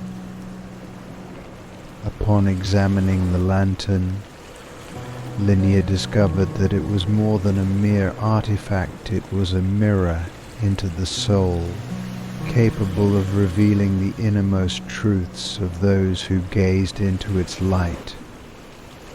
The lantern's illumination showed not only the essence of others, but also the hidden aspects of one's own soul. As Linnea experimented with the lantern, she was confronted with unsettling revelations about her past mistakes and unresolved regrets. The lantern revealed her own soul's turmoil, her guilt over a failed project that had caused harm to innocent people, and her unacknowledged desire for redemption. Linnea's academic pursuits had always been driven by a quest for knowledge, but now she saw the personal cost of her ambition. Determined to resolve her past mistakes, Linnea set out on a journey to seek forgiveness and make amends. Her first step was to track down those affected by her failed project. She reached out to the people she had wronged, offering apologies and seeking ways to make reparations. Each encounter was a difficult but necessary confrontation with her past actions. Along the way, Linnea learned that the lantern's power extended beyond mere illumination. It had the ability to guide her towards actions that could heal her soul and mend the wounds she had caused. The lantern's light showed her the path to redemption, leading her to projects that could positively impact others. and bring about meaningful change. One of Linnea's most significant encounters was with a former colleague who had been affected by the fallout of the failed project. The colleague, who had suffered both professionally and personally, was initially hostile but gradually softened as Linnea demonstrated genuine remorse and a willingness to make things right. Through honest dialogue and collaborative efforts, Linnea and her colleague were able to work together on a new project that addressed the issues caused by the previous failure. As Linnea's journey progressed, the lantern revealed a series of increasingly positive and transformative experiences. The light of the lantern became a beacon of hope, guiding her towards a future where she could use her knowledge and skills for the greater good. In the end, Linnea's efforts to rectify her past mistakes and seek redemption were successful. The Lantern of Lost Souls, once a symbol of her personal guilt, became a cherished tool for guiding others towards self-discovery and healing. Linnea's story became a testament to the power of confronting one's past and using knowledge and compassion to make a positive difference in the world. Story 23. In a secluded temple high in the mountains lived the ancient oracle, Sibylla, known for her prophetic visions that had guided many through times of peril. As Sibylla aged, her final vision emerged, an ominous foretelling of an impending cataclysm that threatened the world. The vision was cryptic, filled with symbols and metaphors that defied easy interpretation. Sibylla's former apprentice, Lysander, was now a seasoned scholar and seer in his own right. Despite having left the temple years ago to pursue his own path, Lysander returned at the oracle's request to help decipher the final vision. He was both honored and troubled by the task, knowing the weight of the responsibility he bore. The vision was presented to Lysander as a series of intricate symbols and fragmented images: a sun eclipsed by a shadow, a river flowing backward, and a crumbling tower beneath a stormy sky. To interpret the vision, Lysander had to draw upon his knowledge of ancient prophecies, celestial phenomena, and mystical lore. Lysander began his quest by seeking out historical records and consulting with other seers and sages. He discovered that the vision was linked to a rare celestial event, a planetary alignment, that had occurred only once before in recorded history. This alignment was said to have the power to influence the natural and metaphysical realms, potentially triggering catastrophic changes. As Lysander pieced together the symbols, he realized that the vision foretold a convergence of destructive forces, both natural and mystical. The shadow eclipsing the sun represented a dark force that would challenge the balance of the world. The river flowing backwards symbolized the reversal of time and natural order, while the crumbling tower indicated the collapse of established structures and stability. Determined to prevent the impending disaster, Lysander embarked on a journey to prepare for the celestial event. His path took him through ancient ruins, hidden temples, and mystical landscapes where he sought artifacts and knowledge that could counteract the destructive forces. Along the way, he encountered allies who shared his concern, and were willing to help in the effort to avert the cataclysm. In a climactic moment, Lysander discovered an ancient ritual that could neutralize the dark force and restore balance. The ritual required a combination of rare artifacts, celestial alignments, and a sacrifice of personal significance. Lysander performed the ritual with the aid of his allies, aligning the celestial forces and channeling the energy needed to counteract the impending disaster. As the celestial event reached its peak, Lysander's efforts proved successful. The dark force was repelled, the river's flow was restored, and the crumbling structures were stabilized. The world was spared from the foretold catastrophe, and Lysander's interpretation of the oracle's vision had saved countless lives. Sibylla's final vision was honored and respected, and Lysander's role in preventing the cataclysm became a legendary tale of heroism and wisdom. The experience reaffirmed the importance of interpreting and acting upon prophetic visions with clarity and courage, and Lysander continued his work with a renewed sense of purpose and dedication. Story 24. Once a celebrated hero, Alaric had retired to a peaceful life, leaving behind a legacy of valor and adventure. He lived a quiet existence in a serene village, content with his past and the life he had built.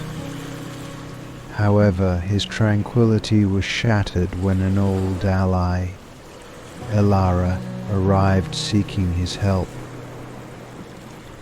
Leora, a fellow adventurer from Alaric's past, was burdened with guilt and seeking redemption.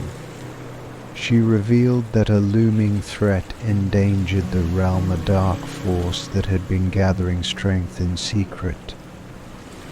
The threat was linked to a past enemy that Alaric had once defeated, but whose legacy continued to wreak havoc.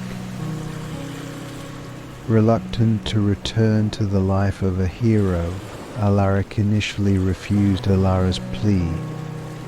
He was haunted by the memories of past battles and reluctant to confront the pain of his previous adventures.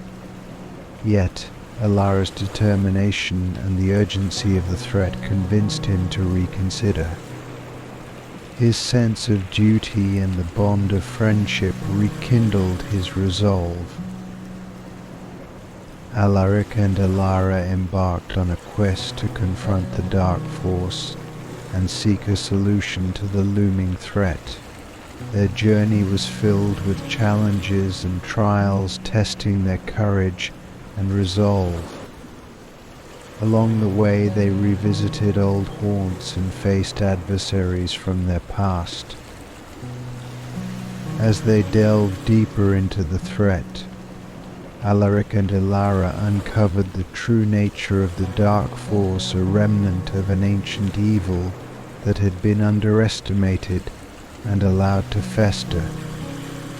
The enemy had grown more powerful and malevolent, threatening to unleash chaos upon the realm.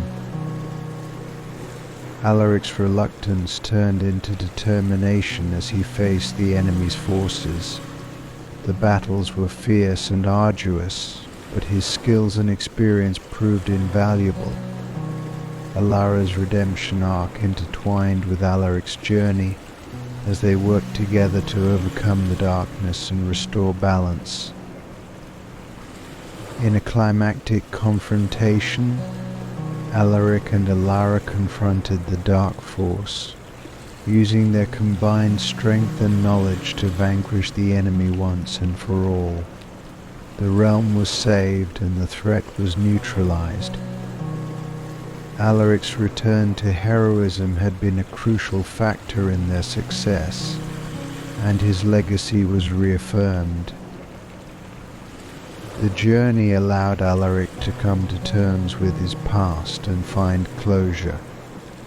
His willingness to confront his former self and embrace his role as a hero once more demonstrated the importance of courage and redemption.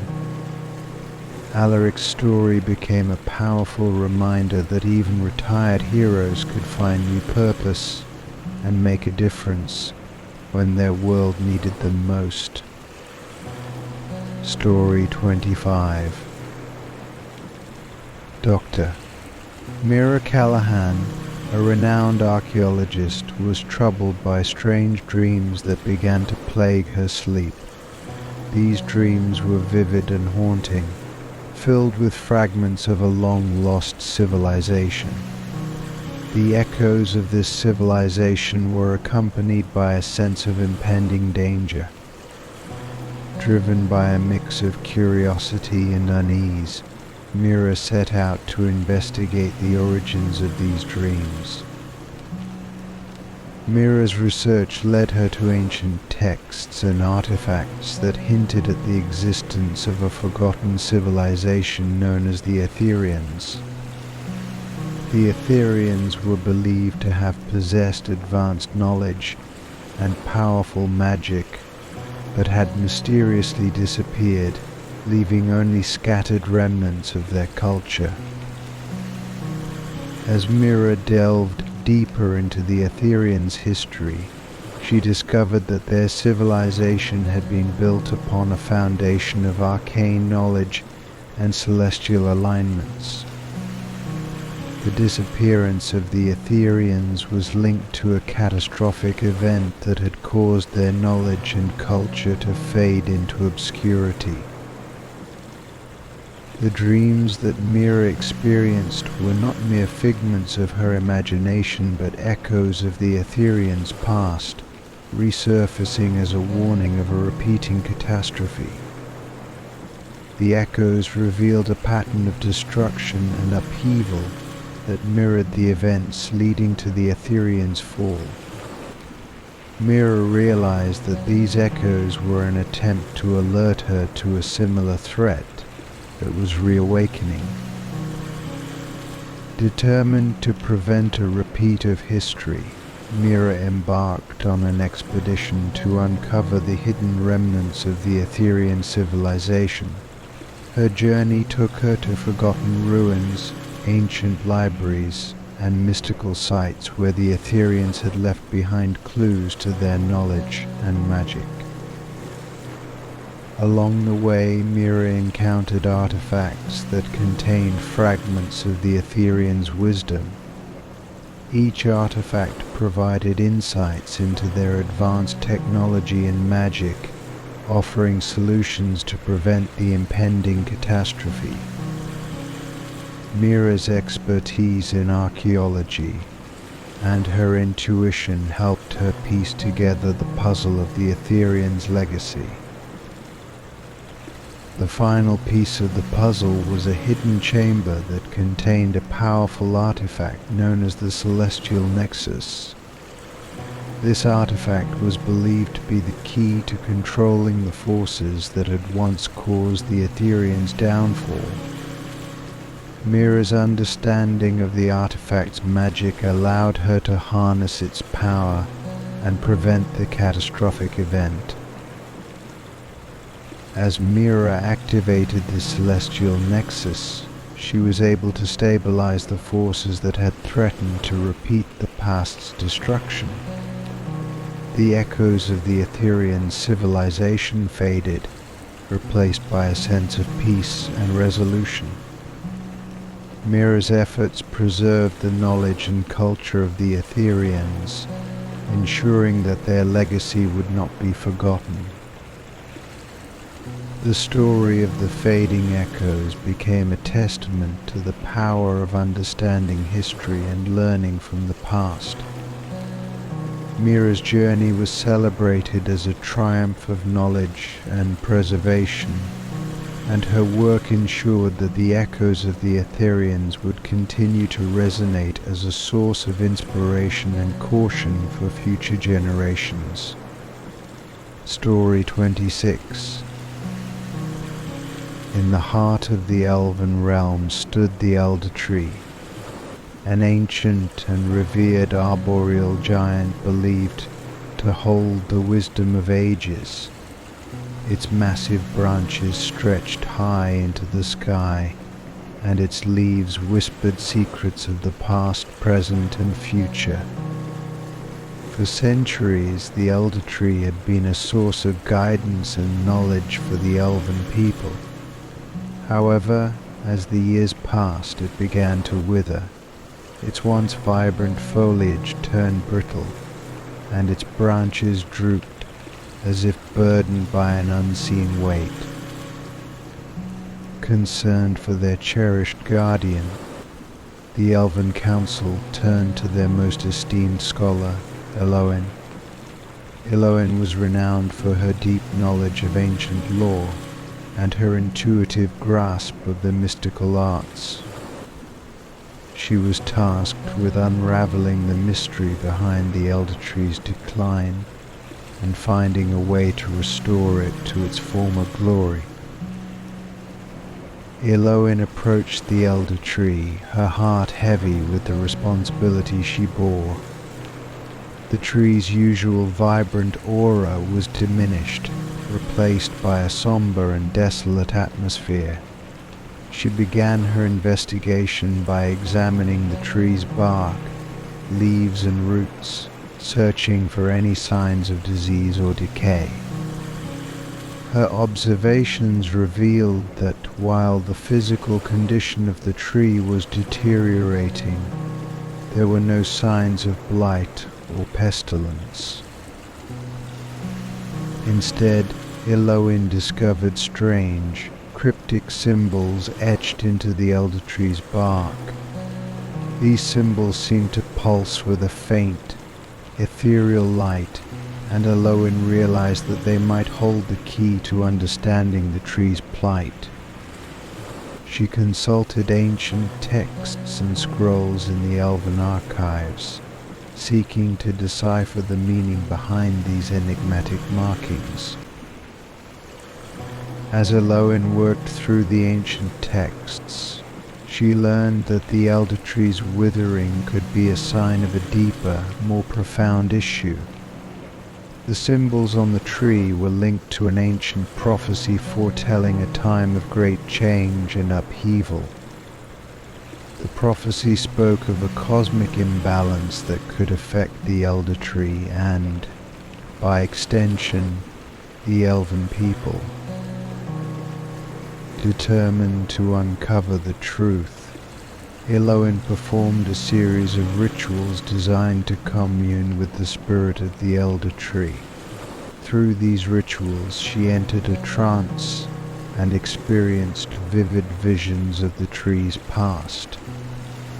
She saw glimpses of ancient ceremonies, long-forgotten rituals, and a cosmic event that had once aligned the Elder Tree with the flow of magical energy.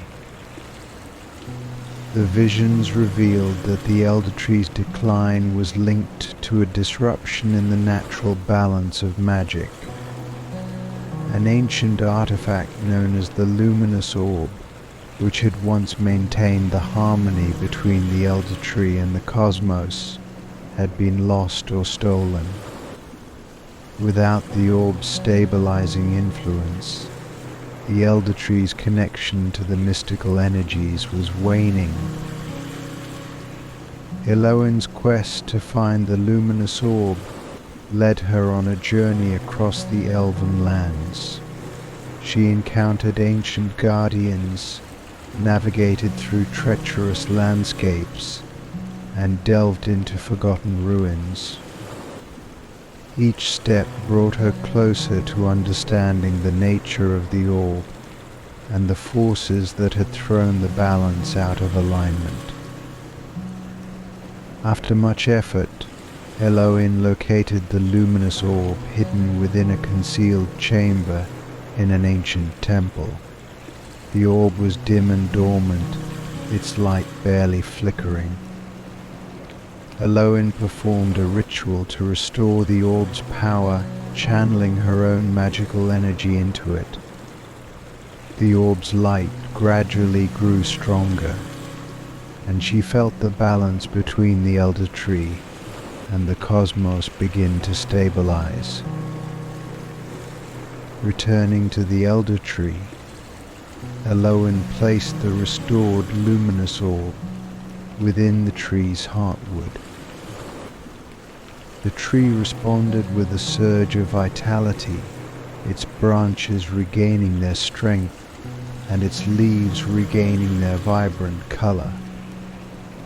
The cryptic symbols on the tree's bark glowed brightly, and the elder tree's aura was once again filled with its ancient wisdom. The elven people rejoiced at the restoration of their beloved guardian. Eloin's success was celebrated as a triumph of knowledge, perseverance, and harmony with the natural world.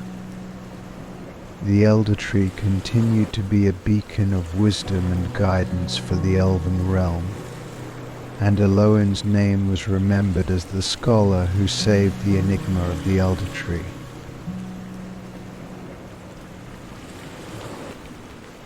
Story 27. In a realm where dreams held significant power, an enigmatic spectral entity began to manifest within the dreams of those who slept. This entity, known as the Enchanted Phantasm, was a ghostly figure from a bygone era, appearing with a sense of urgency and foreboding. The Phantasm's presence was accompanied by cryptic messages and warnings of impending doom. Amara, a skilled dreamwalker with the ability to traverse the dreamscape, was tasked with deciphering the Phantasm's warnings and bridging the gap between the spirit world and reality. Her role was to uncover the nature of the impending threat and prevent it from coming to pass. Amara's investigation began with the dreamers who had encountered the Phantasm. She entered their dreams, navigating the surreal landscapes and symbolic imagery that characterized the dreamscape. Each dream was filled with echoes of the Phantasm's warnings, but the messages were fragmented and unclear. As Amara delved deeper into the dreams, she encountered the Phantasm itself. The entity's appearance was both haunting and mesmerizing, with a visage that shifted between forms, sometimes a regal figure, other times a sorrowful spirit. The Phantasm's presence was marked by a palpable sense of dread and urgency. Through their interactions, Amara learned that the Phantasm was once a powerful sorcerer who had been bound to the spirit world as a result of a failed magical experiment.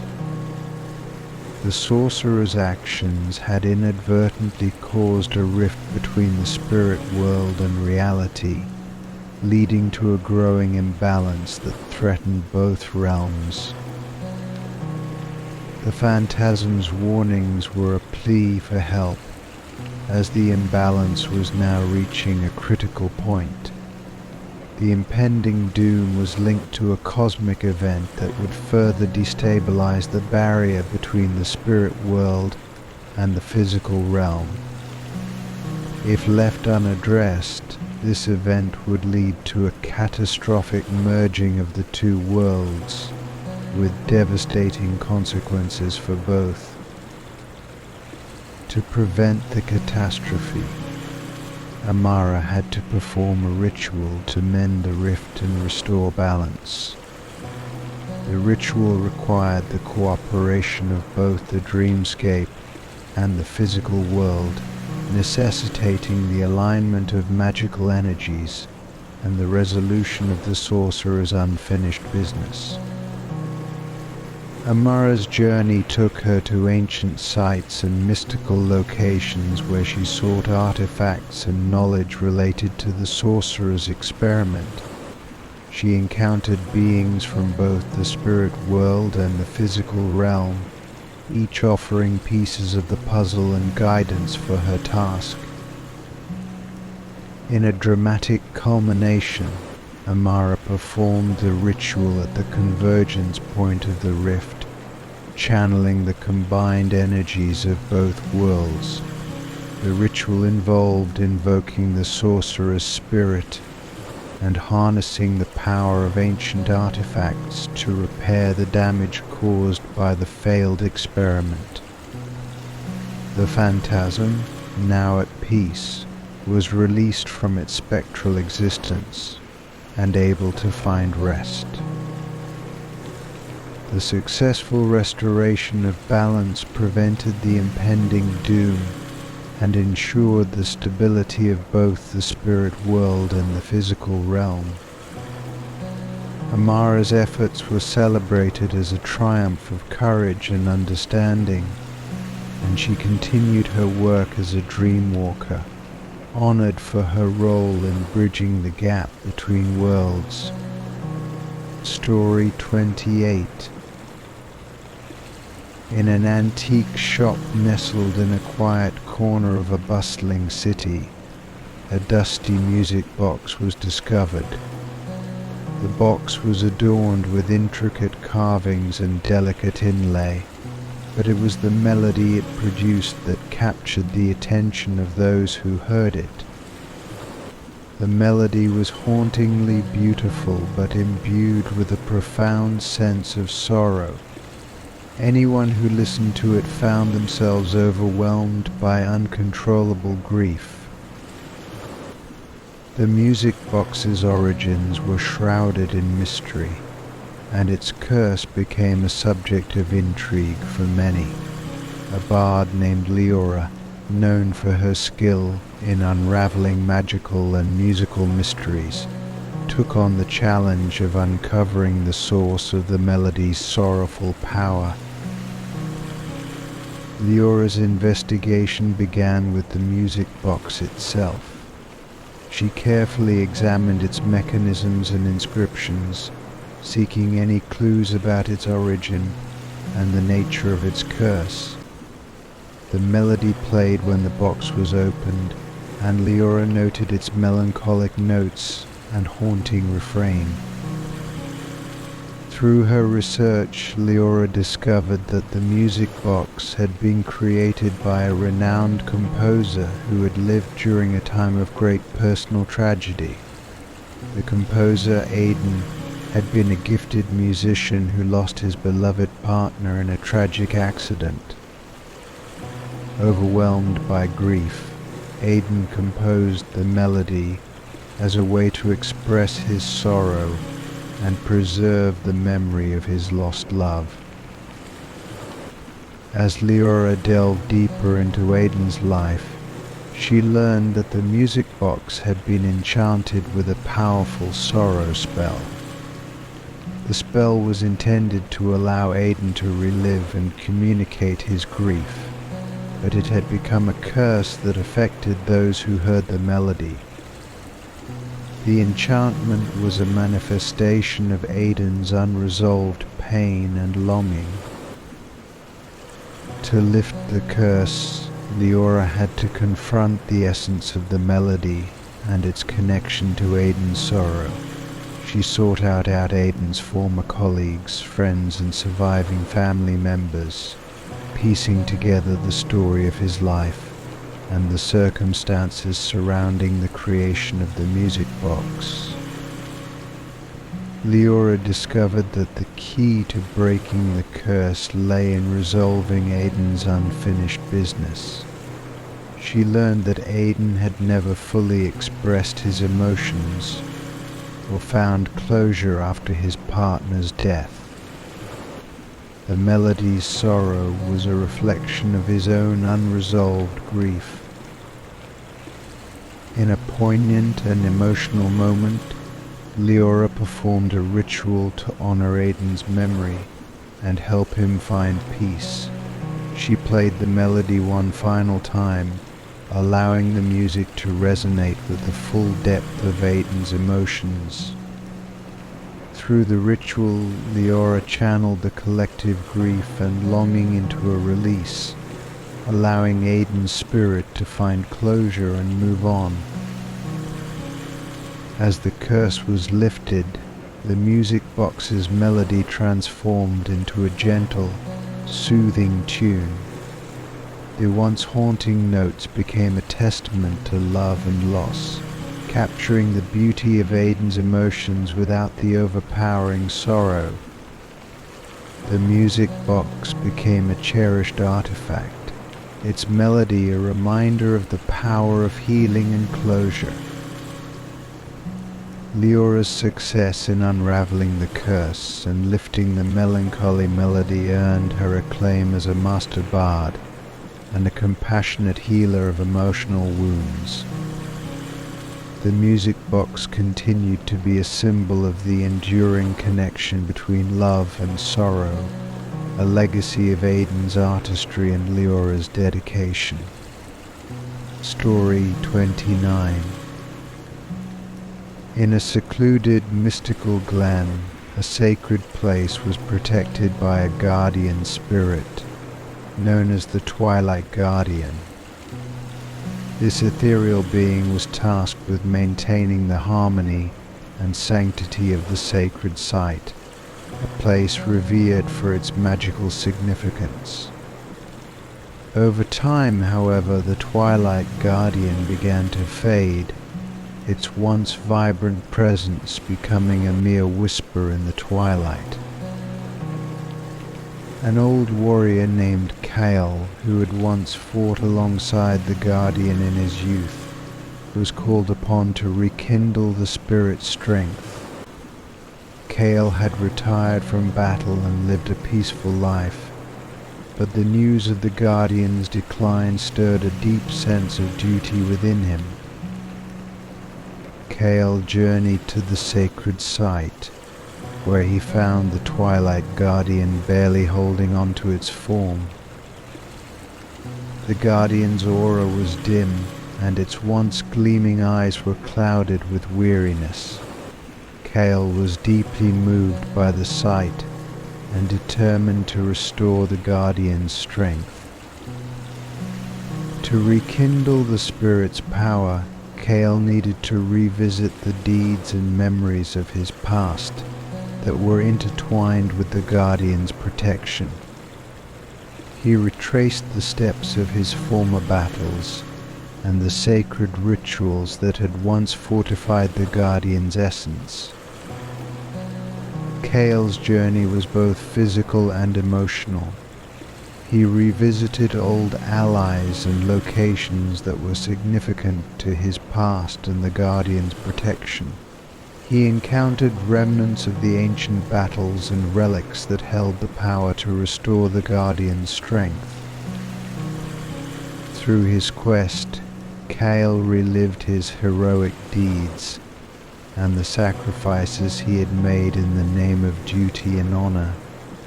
He discovered that the Guardian's fading strength was linked to his own unresolved regrets and the passage of time. The Guardian's decline mirrored Kale's own sense of loss and the fading memory of his past accomplishments. In a climactic moment, Kale performed a ritual to renew the Guardian's strength. He drew upon the memories of his heroic deeds, the bonds of friendship, and the sacred energy of the site. The ritual required Kale to confront his own sense of inadequacy and embrace the fullness of his legacy. As the ritual concluded, the Twilight Guardian's form regained its vibrancy and strength.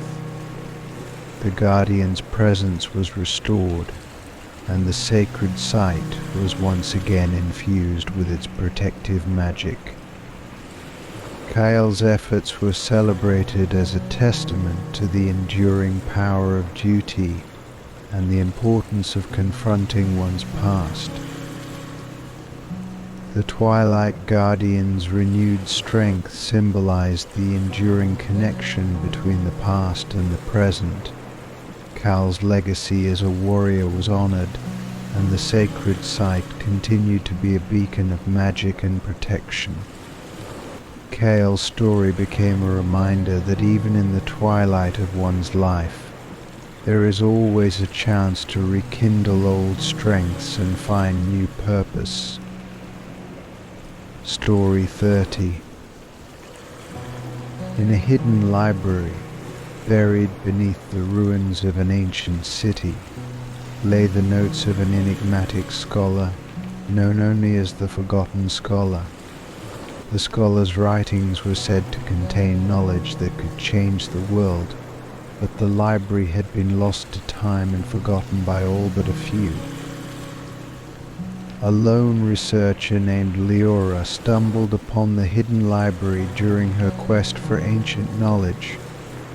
The library was a labyrinth of dusty tomes and cryptic manuscripts, its shelves filled with forgotten wisdom and magical lore.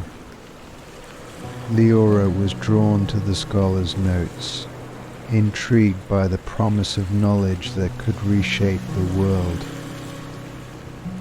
As Leora explored the library, she uncovered fragments of the Forgotten Scholar's work. The notes were filled with complex theories and arcane symbols, each page revealing a glimpse into the scholar's profound understanding of magic and reality. The writings hinted at powerful spells, hidden truths, and ancient prophecies. Leora's challenge was to decipher the scholar's notes and unlock the secrets contained within. The notes were written in a mixture of languages and scripts, requiring Leora to use her expertise in linguistics and magical theory to piece together the meaning. Through her research, Leora discovered that the Forgotten Scholar had been a visionary who sought to understand the fundamental nature of magic and reality. The scholar had developed theories about the interconnectedness of all things and the potential for magic to influence the fabric of existence. The key to unlocking the scholar's secrets lay in a series of experiments and rituals described in the notes. Leora had to perform these rituals to activate the hidden knowledge and gain insight into the scholar's discoveries. The rituals involved aligning magical energies, deciphering ancient symbols, and harnessing the power of forgotten artifacts. As Leora progressed, she uncovered the scholar's ultimate revelation, a powerful spell that could reshape reality and bring about a new era of understanding and harmony. The spell required a delicate balance of magical forces and a deep understanding of the interconnectedness of all things. With the knowledge she had gained, Leora performed the final ritual to activate the spell. The results were transformative, revealing a new perspective on the nature of magic and reality. The scholar's work had indeed held the potential to change the world, offering insights that could lead to a new era of enlightenment and progress. The Forgotten Scholar's notes were no longer forgotten but celebrated as a monumental contribution to magical knowledge. Leora's discovery brought new understanding and possibilities to the world, and she continued her work as a researcher and teacher, sharing the scholar's insights with future generations. The hidden library became a beacon of knowledge, its secrets now revealed and its legacy enduring. Story 31. In a grand theatre nestled at the heart of a bustling city, the renowned illusionist Alistair Weaver prepared for his final performance. After decades of mesmerizing audiences with his breathtaking illusions, Alistair had decided it was time to retire. Yet before he stepped away from the stage, he wanted to leave a legacy that would endure long after he was gone. His final act was to be his magnum opus, a masterpiece of illusion that would captivate and inspire. As the night of his farewell performance approached, the theatre buzzed with anticipation. Invitations had been sent to dignitaries, fellow magicians, and loyal fans. The stage was set with elaborate props, and the air was thick with excitement. Alistair, now an older man with silver streaks in his hair, moved with the practiced grace of a master, his eyes twinkling with a mixture of nostalgia and anticipation. The curtain rose to reveal a scene of unparalleled splendor. Alistair's final illusion was an intricate tableau, a fantastical landscape of shifting colors and shapes, populated by fantastical creatures and impossible architecture. As the audience watched in awe, Alistair began the performance, his voice steady and commanding. The illusion unfolded with breathtaking complexity. Towers floated in mid-air, bridges arched impossibly, and creatures of light and shadow danced across the stage. Each moment seemed to defy the laws of reality, leaving the audience spellbound. Alistair's mastery of his craft was evident in every movement, every gesture, and every flicker of light. But as the illusion reached its crescendo, something extraordinary happened. The shifting landscape began to take on a life of its own, becoming more than just an elaborate spectacle. The fantastical scenery seemed to morph into scenes from Alistair's own life moments of joy, struggle, and triumph. The audience was no longer just spectators, they were immersed in the illusion, experiencing the illusionist's life as if it were their own. As the final scene approached, the illusion began to shift once more, revealing a profound truth hidden beneath the surface.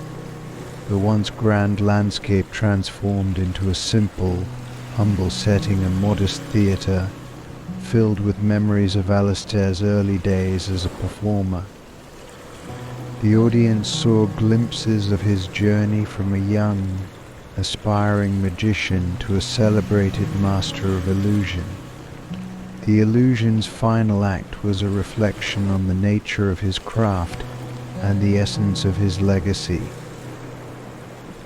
In the last moments of the performance, Alistair stepped forward and addressed the audience. His voice, though weary, was filled with a deep sense of fulfillment. He spoke of the true purpose of his illusions, not just to entertain, but to inspire and provoke thought.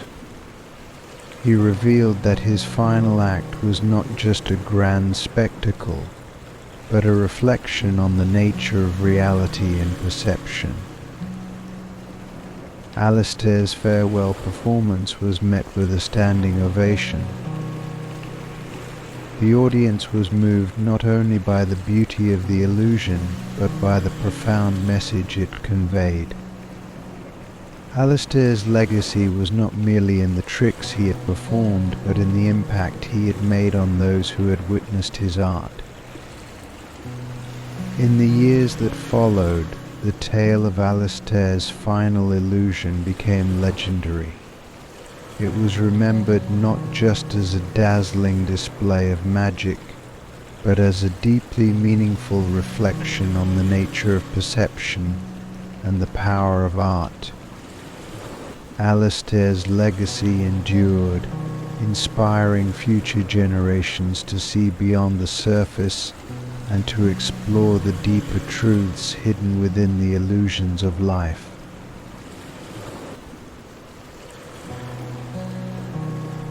Story 32. In a small village nestled between rolling hills and ancient forests, a dark curse had plagued the community for generations. The curse, known as the Moonshadow Curse, was tied to the phases of the moon and brought about cycles of misfortune and despair. As the moon waxed and waned, the village experienced periods of sickness, famine, and sorrow. The villagers lived in constant fear of the lunar cycles, and their once thriving community had become a shadow of its former self. Desperate for a solution, they turned to a wanderer named Selene, who was known for her mysterious connection to the moon and her knowledge of ancient magic. Selene arrived in the village under the light of a full moon, her presence marked by an aura of calm and mystery. She was a striking figure with silver hair and eyes that seemed to reflect the night sky. The villagers greeted her with a mixture of hope and skepticism, unsure of how this enigmatic stranger could help them. Selene began her investigation by studying the village's history and the patterns of the curse. She discovered that the curse was linked to an ancient prophecy and an artifact known as the Moonshadow Amulet. The amulet had been lost or hidden centuries ago, and its absence had allowed the curse to take hold. The curse's origin was tied to a powerful lunar sorceress who had once ruled the region. The sorceress had been betrayed and cursed by those she had trusted, and her final act had been to cast a spell that bound her own spirit to the moon. The Moonshadow Amulet was the key to breaking the curse and restoring balance. Selene's quest took her through enchanted forests, forgotten ruins, and ancient moonlit groves. She encountered magical creatures and faced numerous challenges, each step bringing her closer to uncovering the truth behind the Moonshadow Curse. Her connection to the moon allowed her to navigate through the magical obstacles and reveal hidden truths. During her journey, Selene discovered that the Moonshadow Amulet was hidden in a sacred temple deep within a moonlit cavern. The amulet was protected by powerful enchantments and guarded by lunar spirits.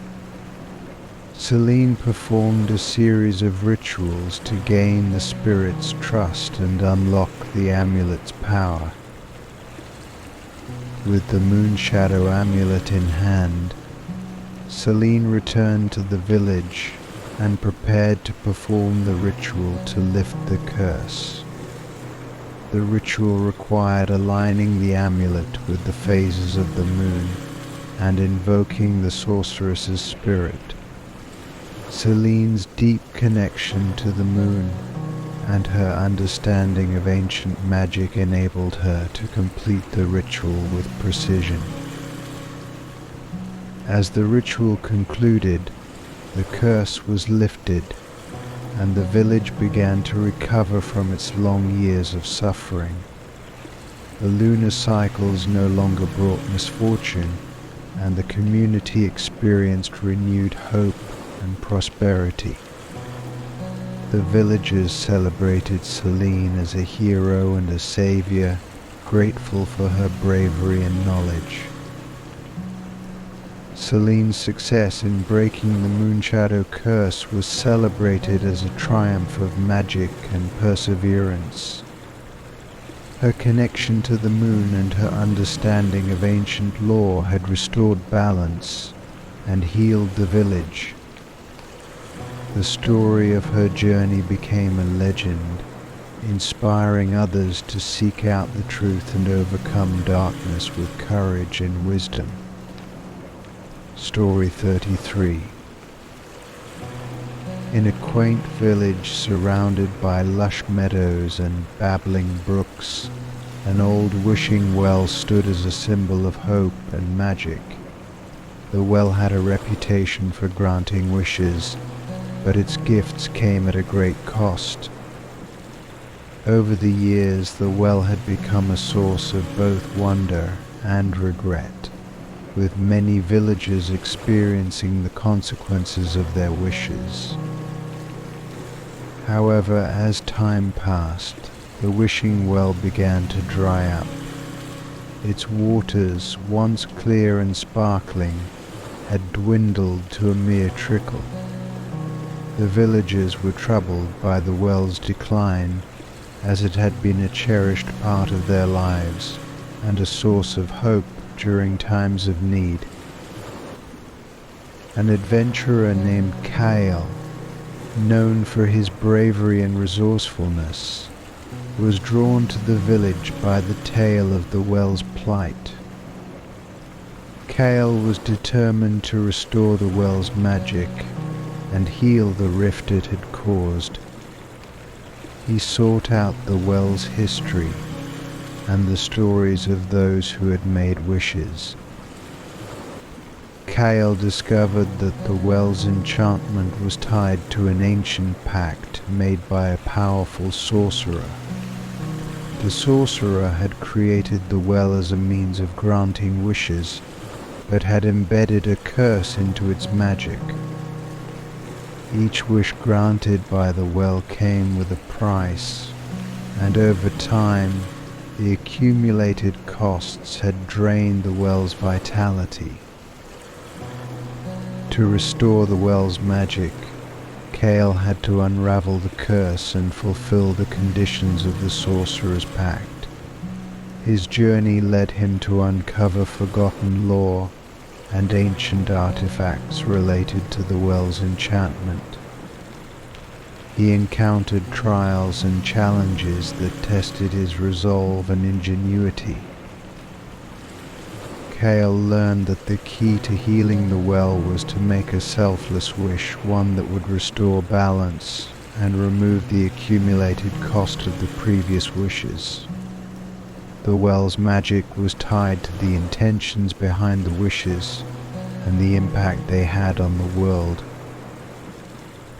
With determination and a deep sense of purpose, Cal performed a ritual to restore the well's magic. He made a wish for the well's vitality to be renewed and for the consequences of past wishes to be undone. As he spoke the words, the well's waters began to flow once more, shimmering with renewed energy. The restoration of the well's magic brought a sense of joy and relief to the village. The well continued to grant wishes, but with a renewed focus on balance and harmony. The villagers celebrated Kale as a hero, grateful for his efforts to heal the well and restore its magic. Kale's adventure became a story of redemption and renewal. The well's lament was transformed into a testament to the power of selflessness and the importance of understanding the true nature of magic. The village flourished once more, and the wishing well remained a symbol of hope and the enduring impact of positive intentions. Story 34. In a realm where dreams and reality intertwined, there existed a being known as the Keeper of Forgotten Dreams. This enigmatic entity collected and stored dreams that had been lost or forgotten, preserving them in a vast, ethereal library. The Keeper's role was to safeguard these dreams and ensure that they were not lost to the sands of time. However, the Keeper had recently gone rogue, and the once orderly library had become chaotic. Dreams that had been carefully stored were now scattered and corrupted, and the balance between dreams and reality was disrupted. Lost memories and truths were at risk of being lost forever.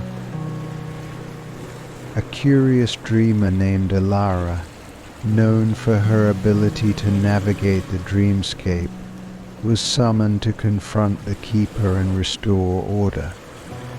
Leora had a unique connection to the world of dreams and a deep understanding of its mysteries. She was determined to reclaim the lost memories and truths that had been scattered. Leora's journey took her through the labyrinthine corridors of the Dream Library, where she encountered distorted and chaotic dreamscapes. Each dream was a fragment of a larger narrative, and Leora had to piece together the scattered fragments to understand the extent of the disruption. As she delved deeper into the library, Leora discovered that the Keeper's rogue behavior was a result of its own lost memories. The Keeper had become disoriented and confused, unable to distinguish between dreams and reality. Its once clear purpose had become muddled by the very chaos it had been meant to prevent. Leora confronted the Keeper and learned that the entity's rogue behavior was a reflection of its own internal turmoil. The Keeper had lost sight of its role and had become overwhelmed by the dreams it was meant to protect. To restore balance, Leora had to help the Keeper reclaim its sense of purpose and clarity. Through a series of trials and interactions, Leora guided the Keeper through its own forgotten dreams. She helped the entity reconnect with its true nature and understand the importance of its role in maintaining the balance between dreams and reality. The process was challenging and required empathy and understanding. As the Keeper regained its sense of purpose, the Dream Library was restored to its former order. The lost memories and truths were reclaimed, and the balance between dreams and reality was re-established. Leora's efforts were celebrated as a triumph of understanding and compassion. The Keeper's redemption was a testament to the power of reconnecting with one's true self and the importance of preserving the delicate balance between dreams and reality. Leora's adventure became a story of healing and restoration, inspiring others to seek out lost truths and restore order to the chaotic realms of the mind. Story 35. In a hidden corner of a vast and ancient library, an explorer named Eric stumbled upon a long-forgotten manuscript. The manuscript was a collection of songs and poems, one of which was believed to be the eternal ballad, a legendary bard's song that was said to reveal hidden truths about the world's creation. The eternal ballad had been lost for centuries, its melody and lyrics becoming the stuff of legend. The manuscript's discovery was considered a momentous event, and Arik was determined to unlock the secrets contained within the ballad. The lyrics were written in an old, cryptic script and the melody was described in poetic terms. Arik began his quest by deciphering the ancient script and interpreting the cryptic references in the manuscript. The process was arduous, requiring both linguistic expertise and a deep understanding of magical lore.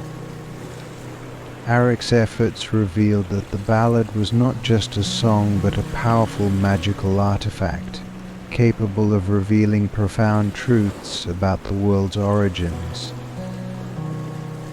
The eternal ballad spoke of the creation of the world and the forces that shaped it.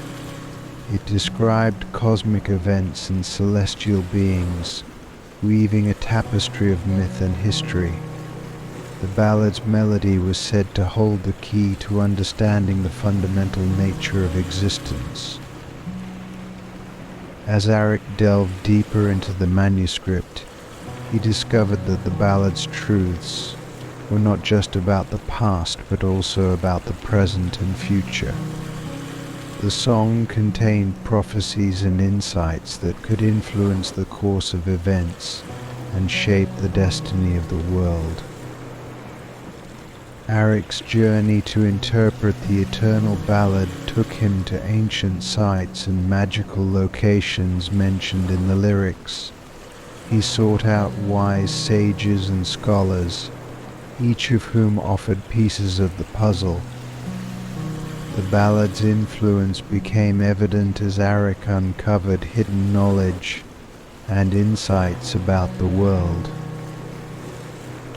The culmination of Arik's quest was a performance of the eternal ballad.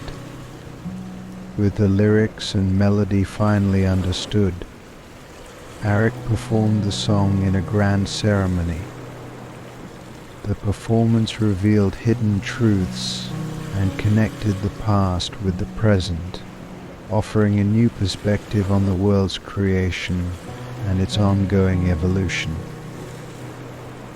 The eternal ballad's revelation was celebrated as a profound contribution to the understanding of the world. Arik's discovery and interpretation of the ballad became a milestone in magical and historical scholarship. The song's legacy endured as a powerful reminder of the interconnectedness of all things and the enduring quest for knowledge. Story 36. During the grand festival in the vibrant city of Leora, excitement was in the air. Lanterns floated gracefully above the streets, music filled every corner, and performers dazzled crowds with their talents. Among the festival's many attractions was the Shimmering Veil, a mystical artifact known for revealing hidden truths. Displayed prominently in a grand pavilion, the veil was the highlight of the celebration. The Shimmering Veil was a delicate, translucent fabric that shimmered with an iridescent light. It was said to have the power to uncover secrets and unveil the truth of any situation. The festival's organizers had arranged for the veil to be on public display, allowing attendees to glimpse its ethereal beauty and experience its magic. As the festival reached its zenith, a figure in a dark cloak stealthily approached the pavilion. With practiced ease, the figure bypassed the guards and stole the shimmering veil. The theft went unnoticed until the next morning, when the veil's absence was discovered, creating a wave of panic and dismay. The thief, a man named Rowan, was no ordinary criminal. He had stolen the veil not for personal gain but to confront his own buried secrets. Rowan had been haunted by a past shrouded in guilt and regret, and he believed that the veil could help him face the truths he had long avoided. Rowan fled to an abandoned, forgotten mansion on the outskirts of the city, where he planned to hide and contemplate the Veil's power. In the privacy of the mansion's dusty, decaying rooms, he unfurled the shimmering veil. The artifact's glow filled the room with an otherworldly light, casting eerie shadows on the walls.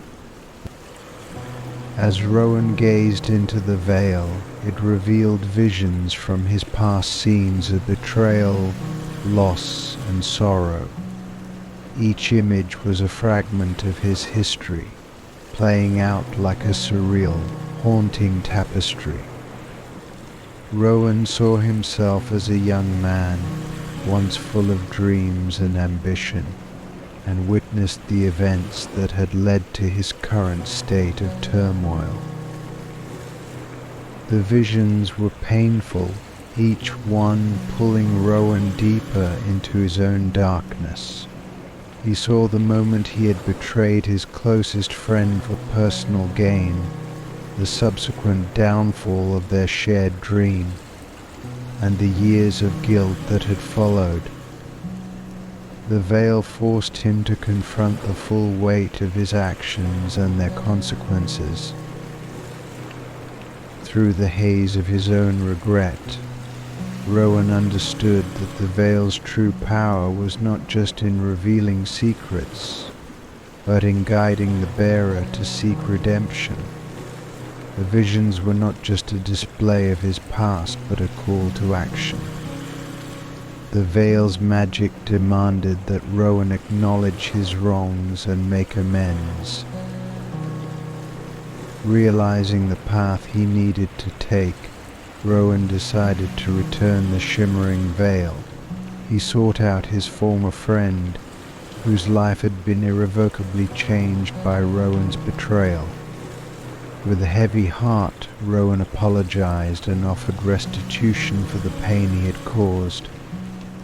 His friend, initially guarded and wary, saw the sincerity in Rowan's eyes and agreed to forgive him. The act of returning the veil and seeking forgiveness was not just about restoring a stolen artifact, but about healing deep-seated wounds. Rowan's actions demonstrated that confronting one's past and seeking redemption could transform personal suffering into a journey of healing and reconciliation. When the shimmering veil was returned to the festival, its significance had changed. It was no longer just a mystical artifact. It was a symbol of the power of facing one's truths and seeking forgiveness. The festival's organizers recognized the veil's deeper meaning and celebrated its return with a renewed sense of reverence. Rowan's story became a lesson to many, a reminder that true peace comes from within, and that confronting one's secrets can lead to redemption and healing. The shimmering veil, now imbued with the weight of Rowan's journey, continued to be a beacon of truth and transformation for all who sought its light.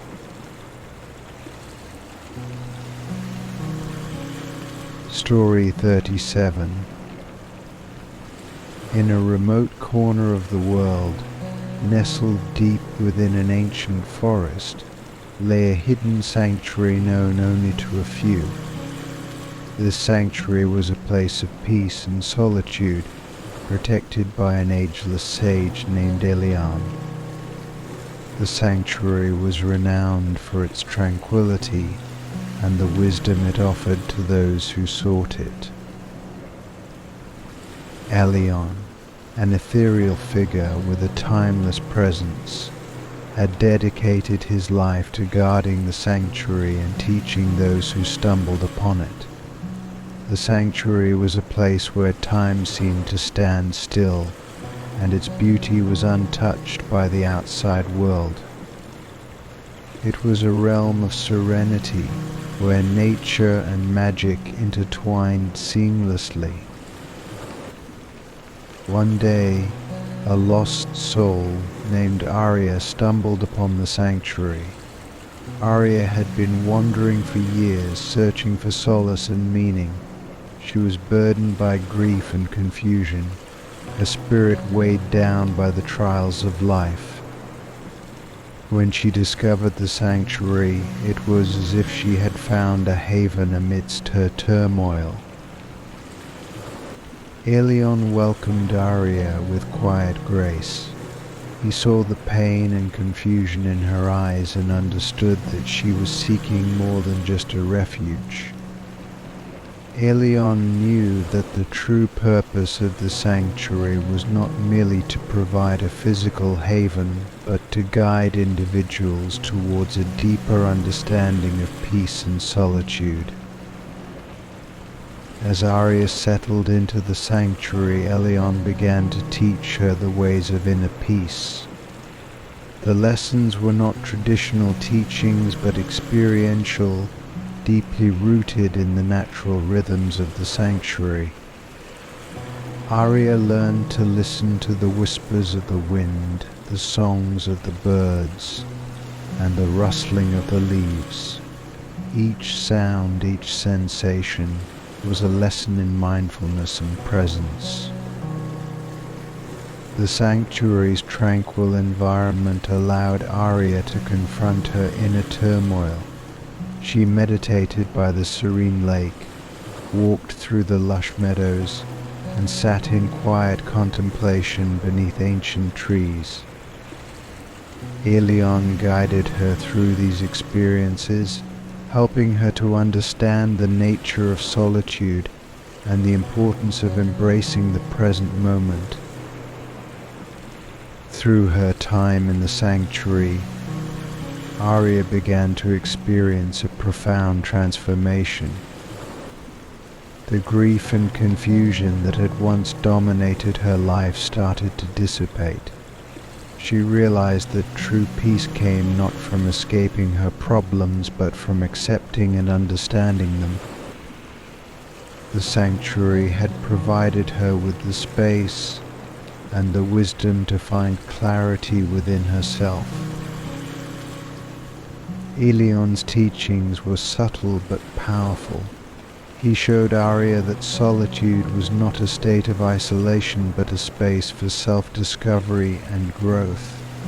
The sanctuary's serene beauty reflected the inner calm that Arya was beginning to cultivate within herself.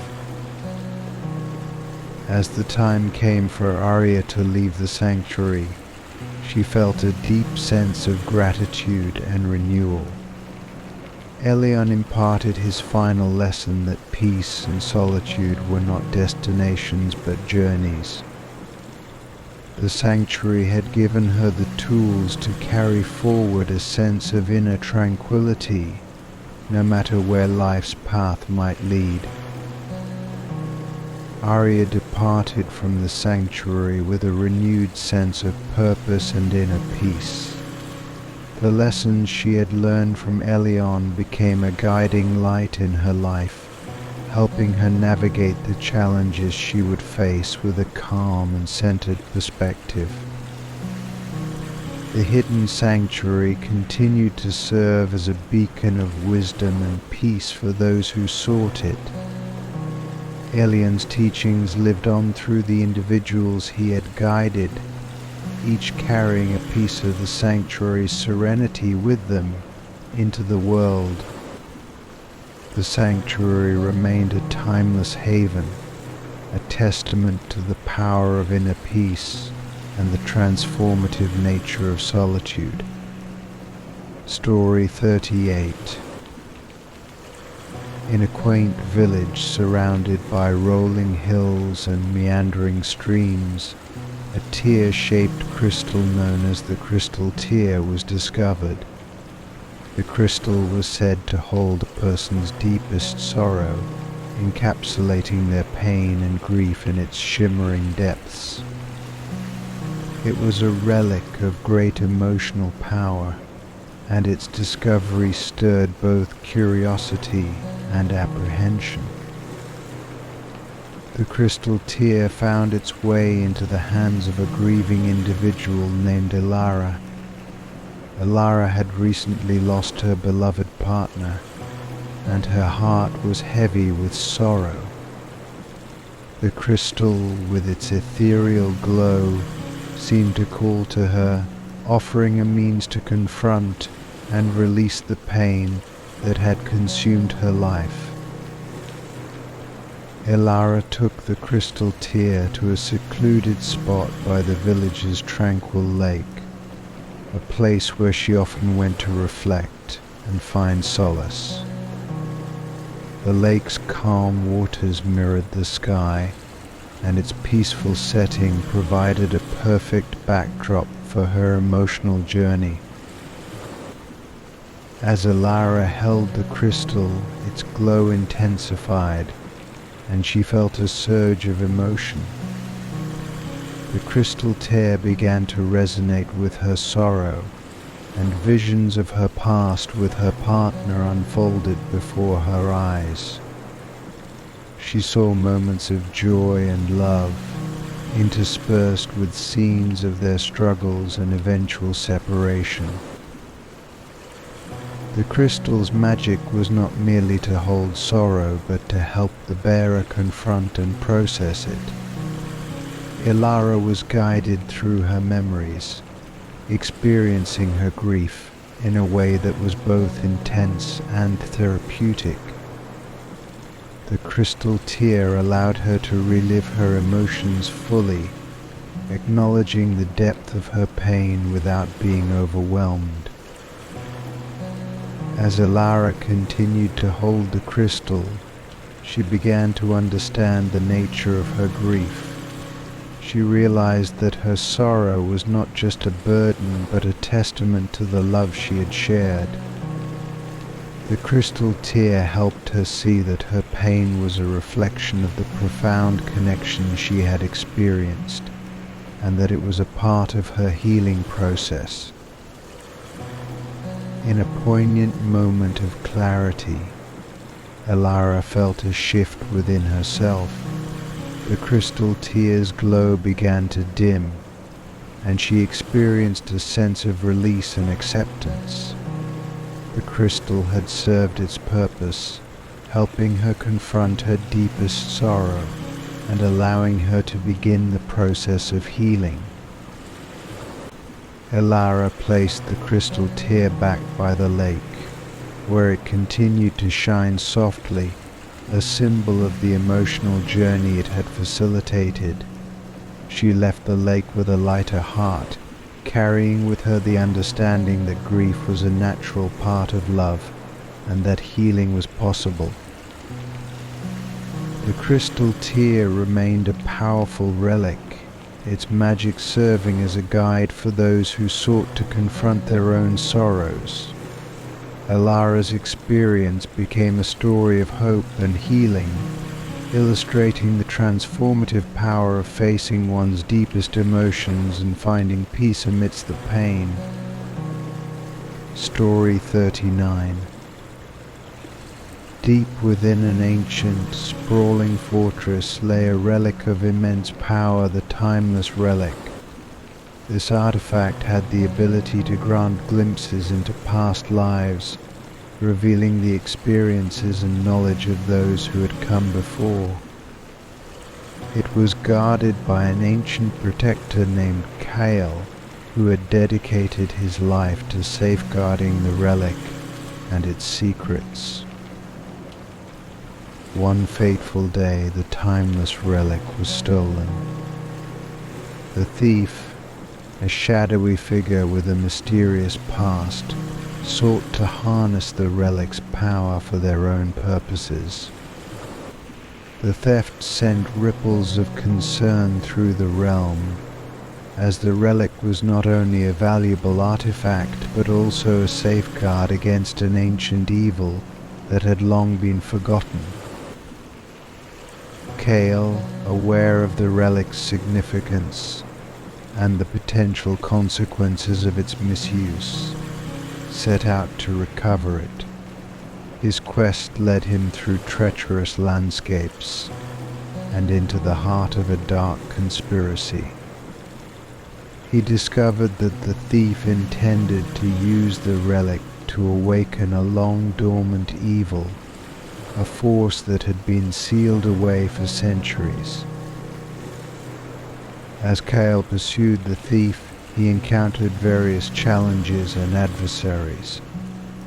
Each obstacle revealed more about the thief's motivations and the nature of the ancient evil. Kale learned that the thief was driven by a personal vendetta and a desire to rewrite history according to their own vision. The journey took Kale to forgotten ruins and ancient temples, where he uncovered clues about the relic's origins and its connection to the ancient evil. He realized that the relic's power was not just in its ability to reveal past lives, but also in its role as a key to unlocking and controlling dark forces. In a dramatic confrontation, Kale faced the thief and the ancient evil that had been unleashed. The timeless relic, though powerful, was not enough to combat the evil alone. Kale had to rely on his own strength, wisdom, and the knowledge he had gained throughout his journey. With a combination of skill and strategy, Kale managed to thwart the thief's plans and restore the relic to its rightful place. The ancient evil was subdued once more, and the realm was safe from the threat that had loomed over it. Kale's quest was a testament to the importance of guarding powerful artifacts and understanding their true nature.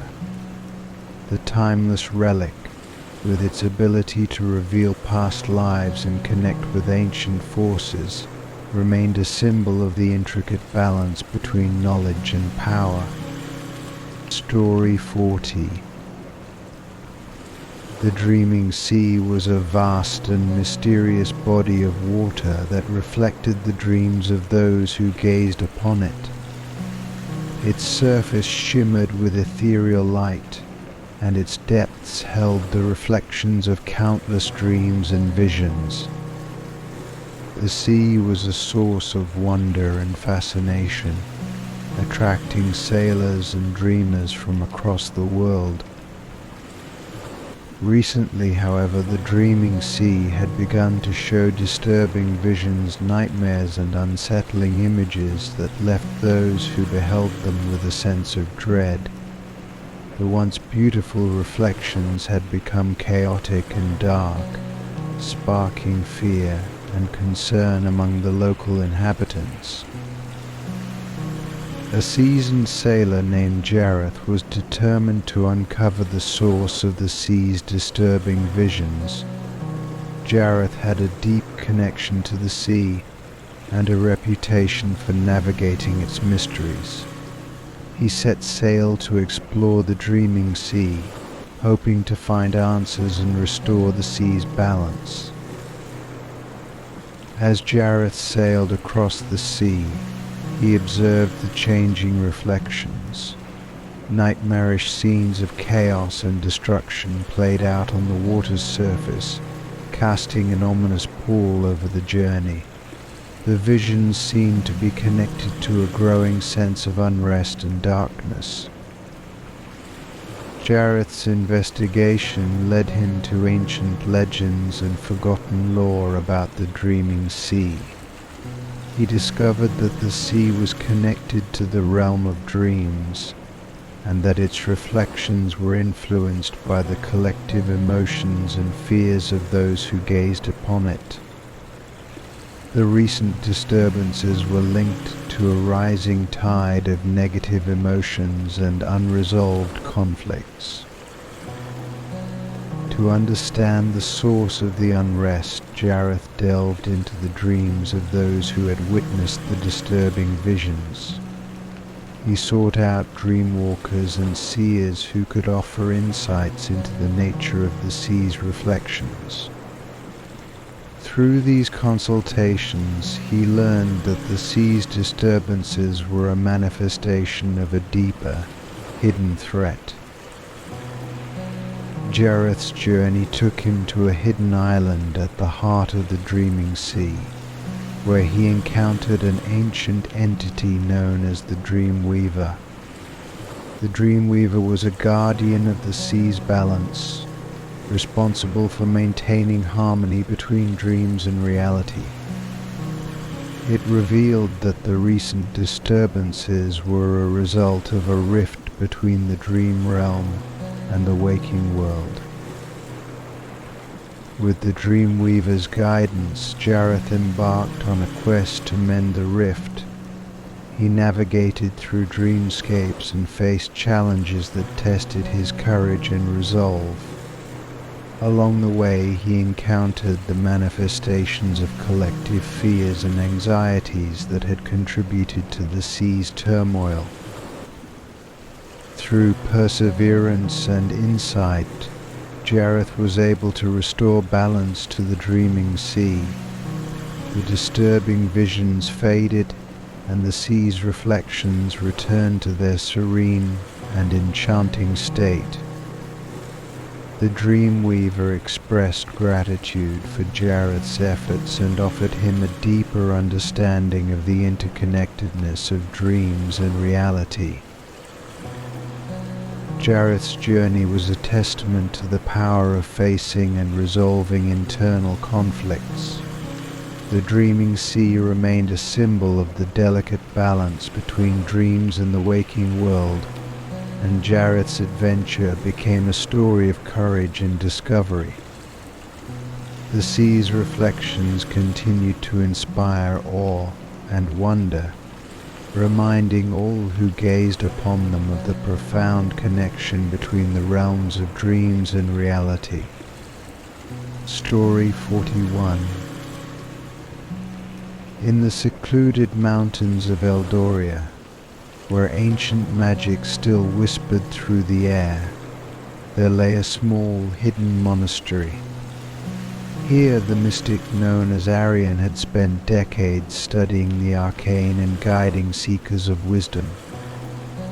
As Arian approached the end of his life, the weight of his knowledge became both a burden and a gift. He knew that his final moments would hold the key to preventing a great disaster that loomed on the horizon.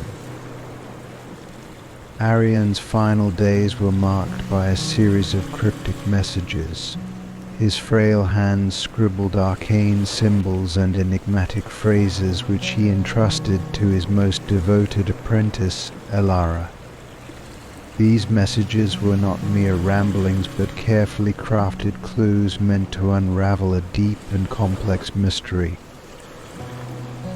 Leora, a young and talented seeker of wisdom, was determined to decipher the messages and uncover their hidden meaning.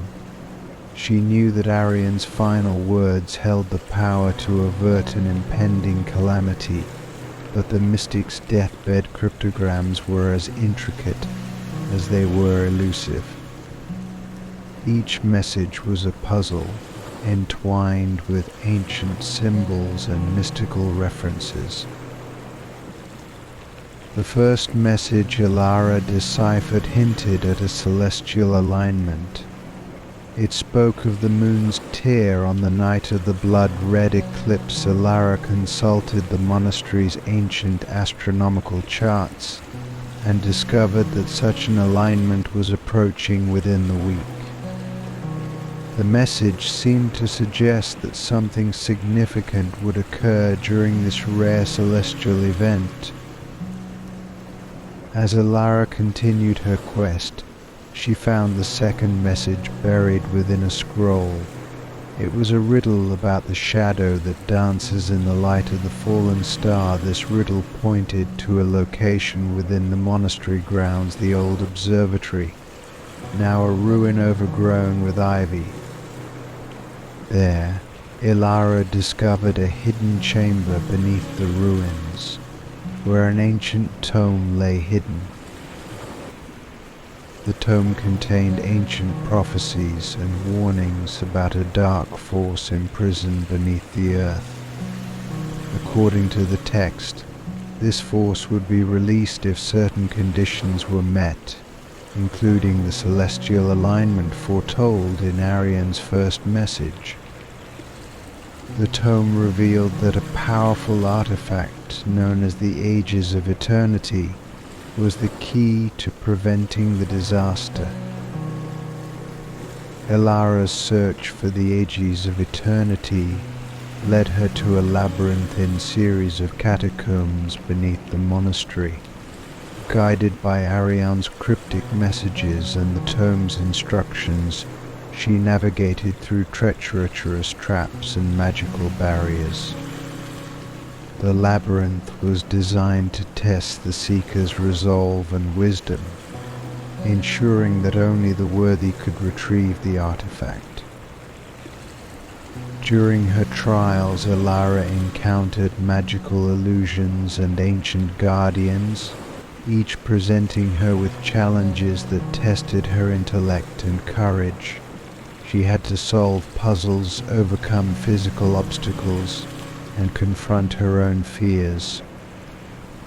With each challenge she overcame, Leora felt a deeper connection to Arian's wisdom and the gravity of her mission. At last, Leora reached the heart of the labyrinth, where the Aegis of Eternity was safeguarded by a powerful enchantment. The artifact, a radiant orb, encased in a shimmering protective field, pulsated with a gentle yet formidable energy. Leora approached the orb with reverence and completed the final task, a ritual that required her to channel her own essence and intention to unlock the artifact's power. With the Ages of Eternity in her possession, Leora returned to the monastery just in time for the blood-red eclipse. As the celestial event unfolded, the dark force threatened to break free from its prison. Leora used the artifact to seal the rift and prevent the disaster, her actions guided by the wisdom embedded in Arian's final messages. The skies cleared and the ominous energy dissipated. Eldoria was spared from the impending doom, and the mystical balance was restored. Leora's bravery and determination had not only fulfilled her master's final wishes, but had also ensured the safety of her world.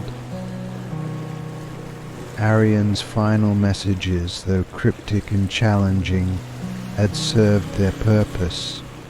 They had led Leora to uncover the truth and avert a catastrophe. In the aftermath, the monastery's halls echoed with the legacy of Arian's wisdom, and Leora continued her journey, now a guardian of the very knowledge that had saved her realm.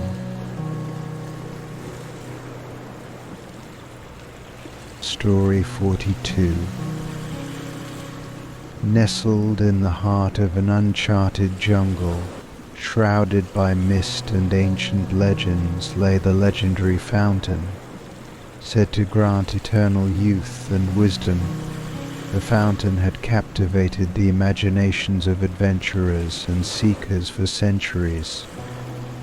Its discovery was the stuff of legend, and its allure was irresistible to those who yearned for the gifts it promised. When the fountain was finally found by an intrepid adventurer named Kyle, it was a momentous occasion.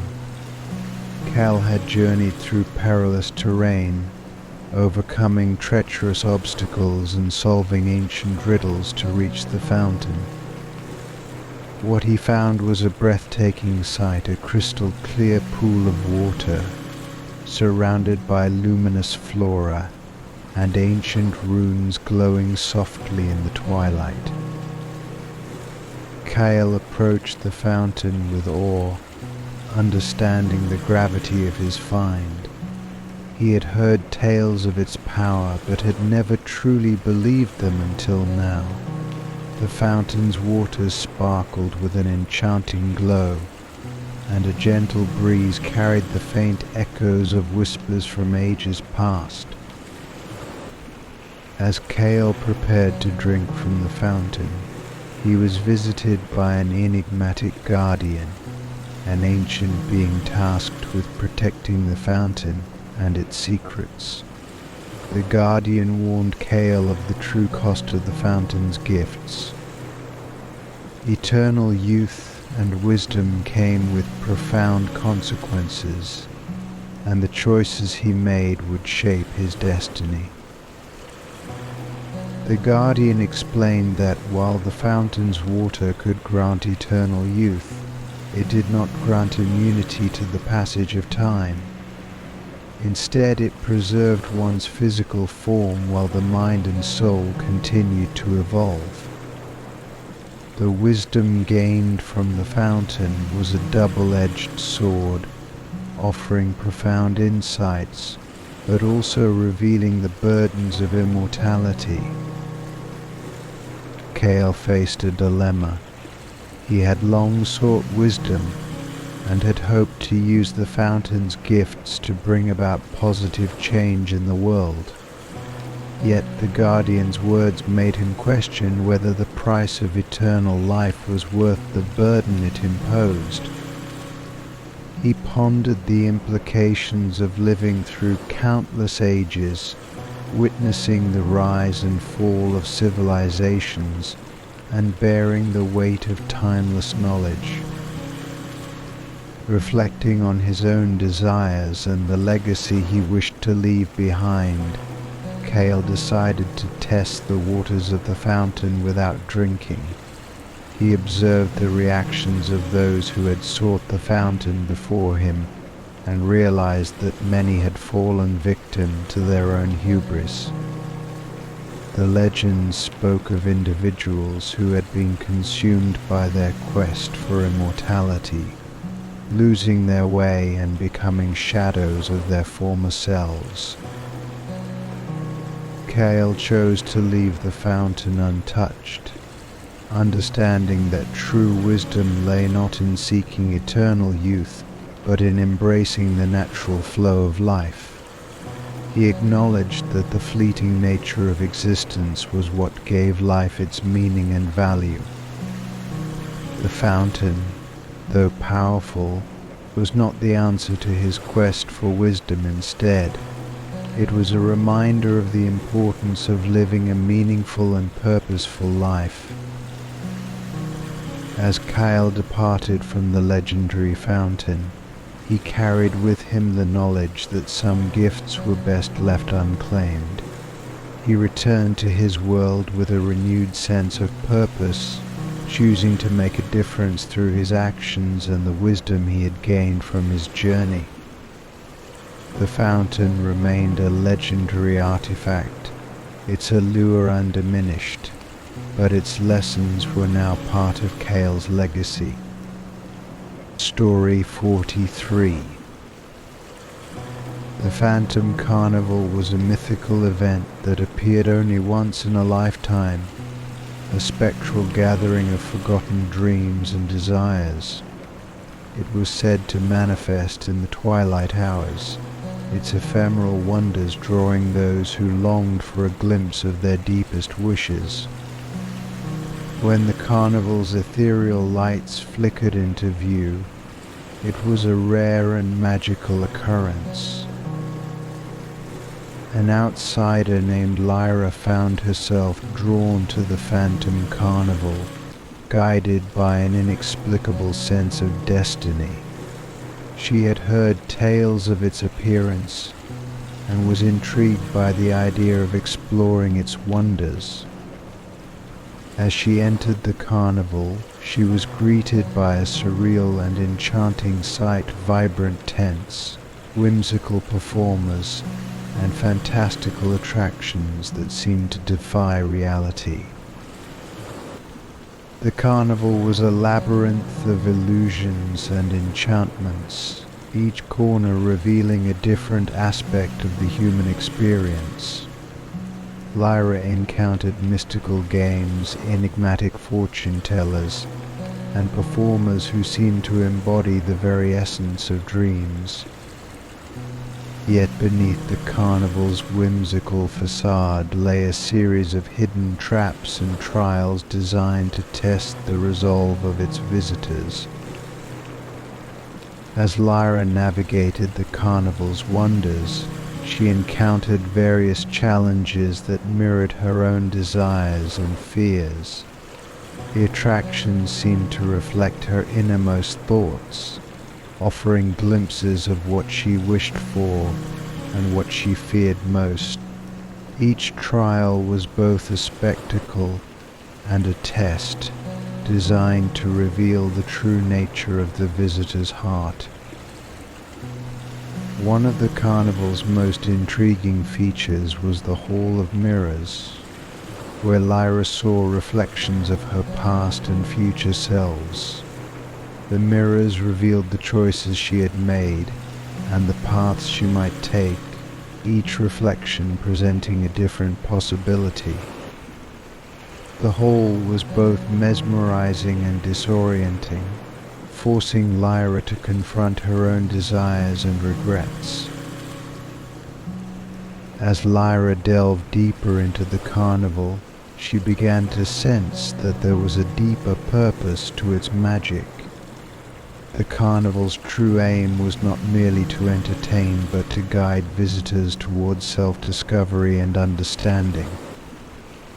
It challenged them to confront their own dreams and desires, ultimately leading them to a greater awareness of themselves. In the heart of the carnival, Lyra encountered the enigmatic ringmaster, a figure who seemed to embody the carnival's essence. The ringmaster revealed that the phantom carnival existed to offer insights into the human soul, providing a space for reflection and revelation. The carnival's purpose was to help individuals understand their deepest desires and fears, ultimately guiding them towards self-acceptance and growth. Lyra's journey through the Phantom Carnival was a transformative experience. She emerged with a newfound understanding of herself and a deeper appreciation for the complexity of her own desires. The carnival, though fleeting and ephemeral, had left a lasting impact on her soul. As the Phantom Carnival faded into the twilight, Lyra carried with her the lessons learned from the magical realm. The carnival's wonders and challenges had revealed the depths of her own heart, and she returned to her world with a sense of clarity and purpose. The Phantom Carnival remained a mysterious and enchanting memory, a reminder of the power of self-discovery and the magic of dreams. Story 44.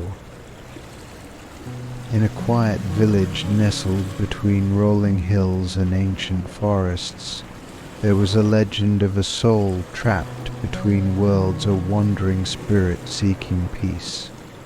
The soul, known as Alaris, had been caught in a liminal space, unable to move on to the afterlife or find rest. A gifted medium named Rowan was drawn to the village by stories of Alaris's plight. Rowan had a natural ability to communicate with spirits and had helped many lost souls find their way. When Rowan arrived, they were greeted by the villagers who spoke of Alaris's haunting presence and the lingering sense of unease that permeated their homes. Rowan began their work by entering a trance and reaching out to Alaris.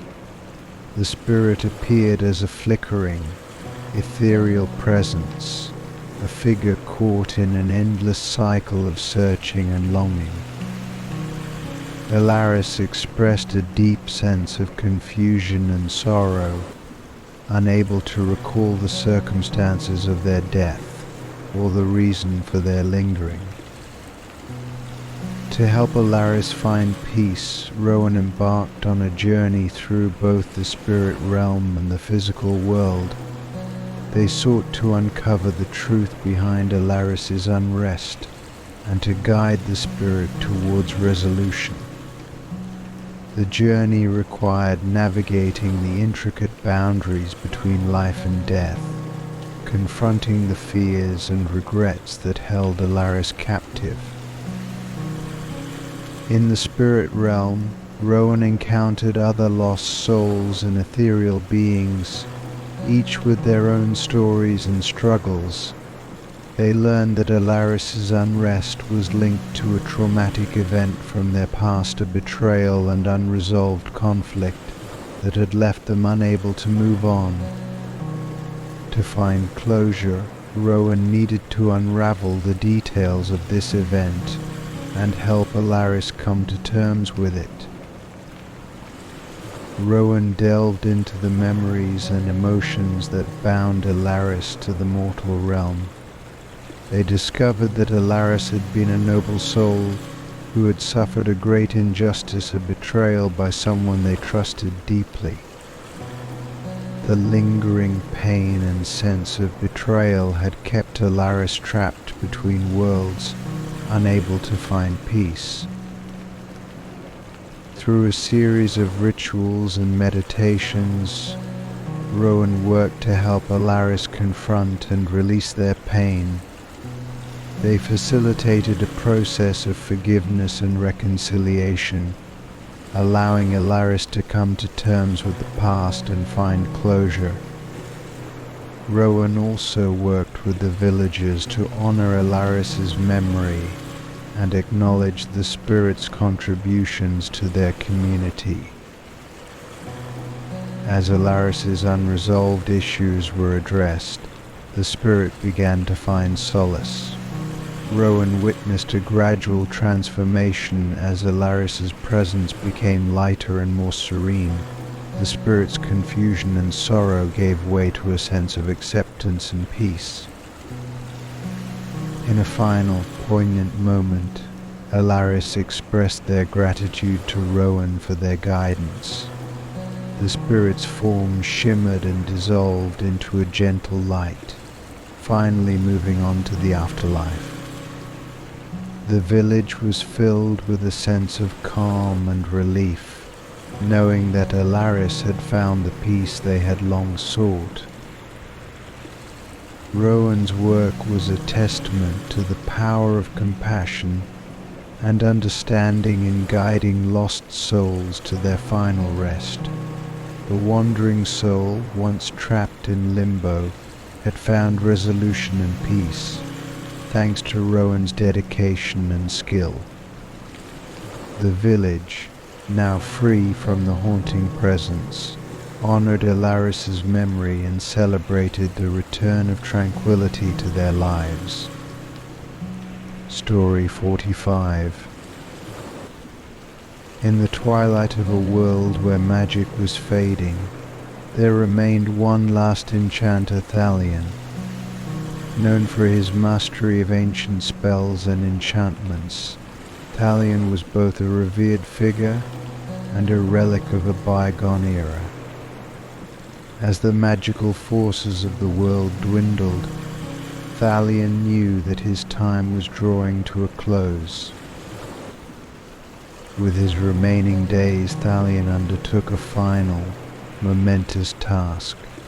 He created a magical item that held the key to a long-forgotten prophecy, a prophecy that spoke of a time when magic would return and reshape the world. The item, known as the Celestial Scepter, was imbued with potent enchantments and symbolic significance.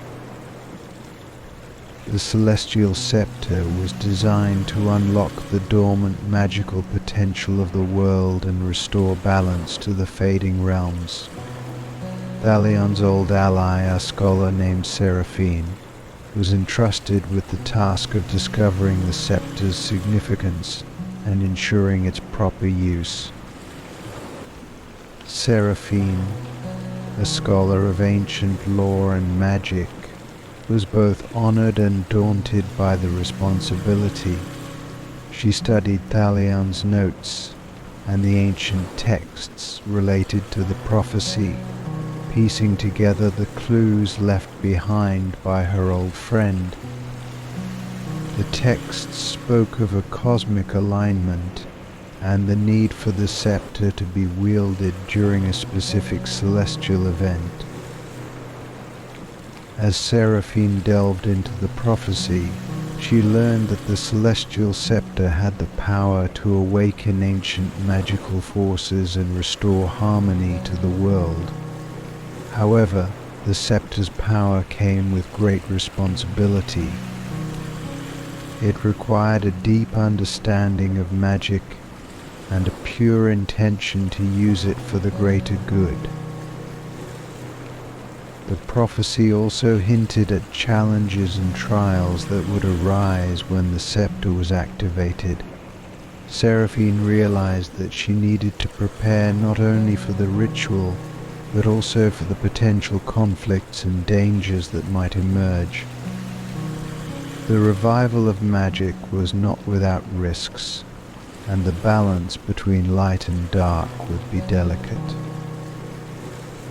In the days leading up to the celestial event, Seraphine undertook a journey to gather allies and prepare for the ritual.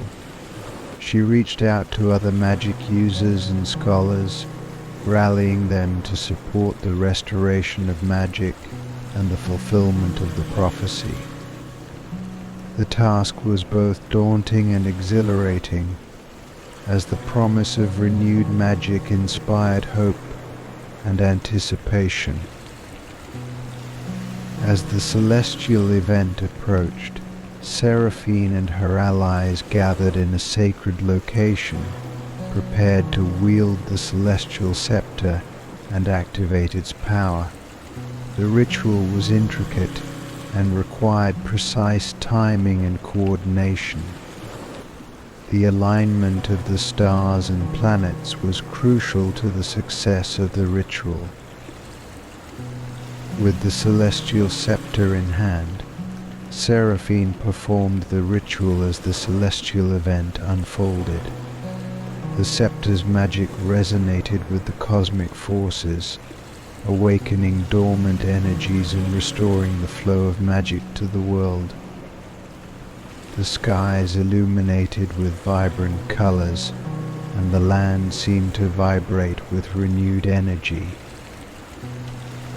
The successful activation of the celestial scepter marked the beginning of a new era of magic. The world, once fading into obscurity, was revitalized with the resurgence of magical forces. Seraphine and her allies celebrated the restoration of balance and the fulfillment of the prophecy. Thalion's legacy lived on through the celestial scepter and the renewed magic that flowed through the realms. The last enchanter's final gift had fulfilled its purpose, and the world was forever changed by the revival of magic. Seraphine's role as a guardian of the scepter and a champion of magic ensured that the balance would be maintained and the magic preserved for future generations. Story 46. High in the floating spires of Chronopolis, an ancient city dedicated to the mastery of time, stood the celestial clock, an immense, intricate mechanism said to control the very flow of time itself. For centuries the clock had maintained the balance of reality, ensuring that time flowed smoothly and consistently. Its gears and pendulums were believed to be the thread by which the fabric of existence was woven. But recently, something had gone awry. The once steady ticks and tocks of the celestial clock had turned erratic. The city had begun to experience strange phenomena. Days and nights were misaligned, time loops repeated themselves, and some residents had started to age rapidly or revert to their youth. The fabric of reality was unraveling, and the very essence of time itself seemed to be in peril. The responsibility of repairing the celestial clock fell to an old and skilled timekeeper named Alden. Known for his unparalleled knowledge of temporal mechanics and his deep connection to the essence of time, Alden was both revered and feared. He had spent decades studying the intricacies of the clock and had even contributed to its maintenance. But now, faced with a full-blown malfunction, Alden knew this task was unlike any he had faced before. Alden began his investigation by examining the clock's primary gears and dials. He found that several key components were misaligned, and the flow of temporal energy was being disrupted. The clock's central mechanism, the heart of time, was pulsating erratically, causing disturbances throughout Chronopolis. The clock's usual rhythm, which once ensured that time flowed in an orderly fashion, had become chaotic. The timekeeper delved into ancient texts and blueprints, seeking clues about the clock's operation and potential causes of its malfunction. He discovered that the clock's mechanism was based on a delicate balance of temporal energy channels, each channel corresponding to different aspects of time past, present, and future. Any disruption in these channels could lead to catastrophic consequences. One significant issue Alden identified was a missing cog known as the cog of continuity. This crucial component was responsible for synchronizing the flow of time between the clock's different sections. Without it, the entire system was vulnerable to time distortions and anomalies. The cog of continuity had apparently vanished, likely stolen or lost. Alden's search for the missing cog led him through the labyrinthine corridors of Chronopolis, including the Clock Tower archives and the Enchanted Gears workshop. In the archives, he found a series of coded messages and ancient warnings about the potential dangers of tampering with the celestial clock. The messages hinted at a shadowy organization known as the Temporal Disruptors, who sought to undermine the balance of time for their own gain. Determined to prevent further damage, Alden followed the clues to an underground chamber hidden beneath the city.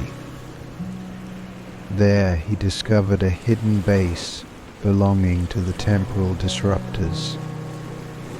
The group had indeed stolen the cog of continuity and planned to use it to create a temporal rift that would allow them to manipulate time for their own ends.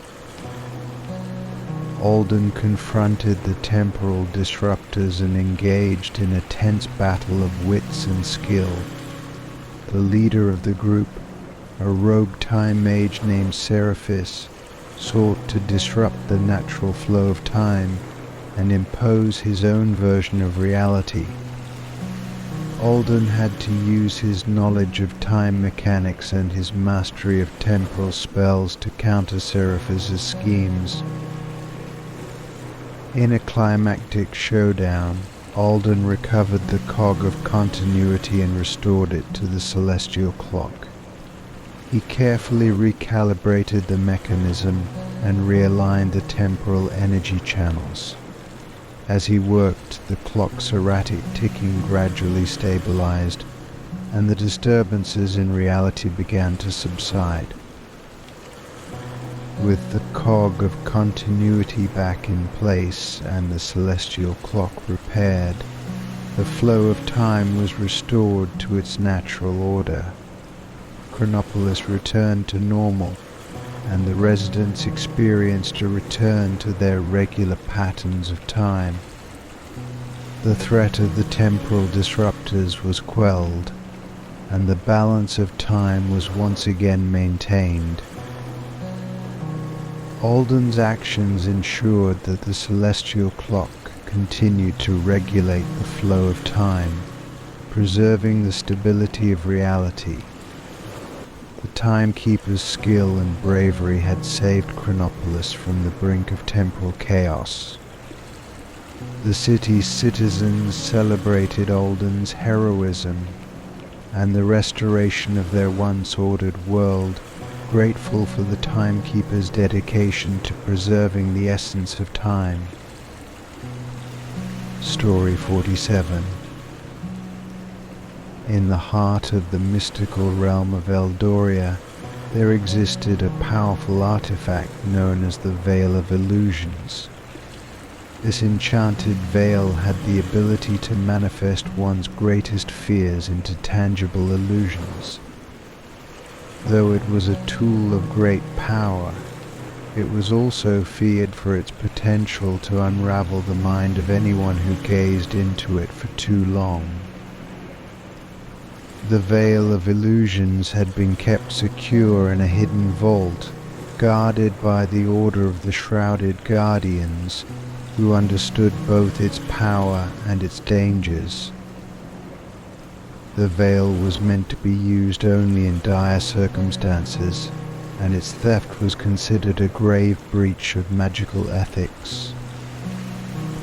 One fateful night, the veil was stolen by an enigmatic thief known only as Maris. Maris was a rogue sorcerer with a reputation for exploiting powerful artifacts for personal gain. The theft of the Veil of Illusions caused widespread panic, as it had the potential to unleash a wave of psychological terror across the realm. A brave and determined soul named Leora was chosen to retrieve the stolen veil and prevent it from falling into malevolent hands. Leora was a skilled warrior with a deep connection to her own fears and vulnerabilities. She was chosen not only for her combat prowess but also for her ability to confront and overcome her own inner demons. Leora's journey began with a quest to track down Maris. The thief had left behind a trail of chaotic illusions and unsettling phenomena, each manifestation reflecting the deepest fears of those who encountered them. Leora encountered twisted versions of her own fears, nightmarish visions that challenged her resolve and threatened to undermine her mission. Despite the psychological strain, Leora pressed on, determined to find the veil and restore balance. Her journey led her to a series of shadowy realms and illusions crafted by Maris, each more disorienting and frightening than the last. Leora had to navigate through these illusions while grappling with her own fears and uncertainties. Eventually, Leora reached Maris's hidden lair, a labyrinthine domain of shifting shadows and nightmarish landscapes. The thief had used the Veil of Illusions to create a realm of constant fear and uncertainty, where every step seemed to lead deeper into darkness. Leora had to rely on her inner strength and clarity of purpose to resist the veil's influence. In a dramatic confrontation, Leora faced Maris, who wielded the veil's power to create increasingly terrifying illusions. The thief sought to break Leora's spirit and prevent her from reclaiming the artifact. However, Leora's courage and determination allowed her to confront the illusions and see through their deception. Using her knowledge of illusions and her ability to maintain her focus, Leora managed to wrest the veil of illusions from Maris's grasp. She then used her own willpower and magical expertise to contain the veil's power and prevent it from causing further harm. With the veil secured, Leora returned it to the Order of the Shrouded Guardians, ensuring that it would be kept safe and used only in the most necessary of circumstances. The realm of Eldoria was relieved to be freed from the threat of uncontrolled illusions, and Leora's bravery was celebrated as a testament to her strength and resilience. The veil of illusions was once again placed under careful guard, its power recognized and respected. Leora's journey had shown that even in the face of one's greatest fears, courage and clarity of purpose could prevail, and the balance of the mystical realm was preserved. Story 48. In the ancient land of Auroria, the solstice was a time of great significance. It marked the moment when the realms of the living and the spirit world aligned, allowing for a profound exchange of energy and knowledge.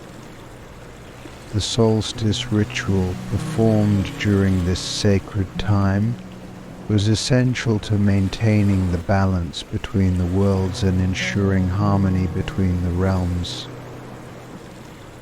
The ritual was overseen by an ancient guardian named Leora, who had dedicated her life to preserving the delicate balance of the solstice. The ceremony involved intricate rites and offerings, invoking the energies of the celestial alignment to maintain the equilibrium between the living and the spirit world. This year, however, the solstice ritual was disrupted. As the solstice approached, a series of strange occurrences began to plague Auroria. Mystical barriers protecting the realm weakened, spirits from the spirit world began to slip into the mortal realm, and an unsettling imbalance began to spread throughout the land.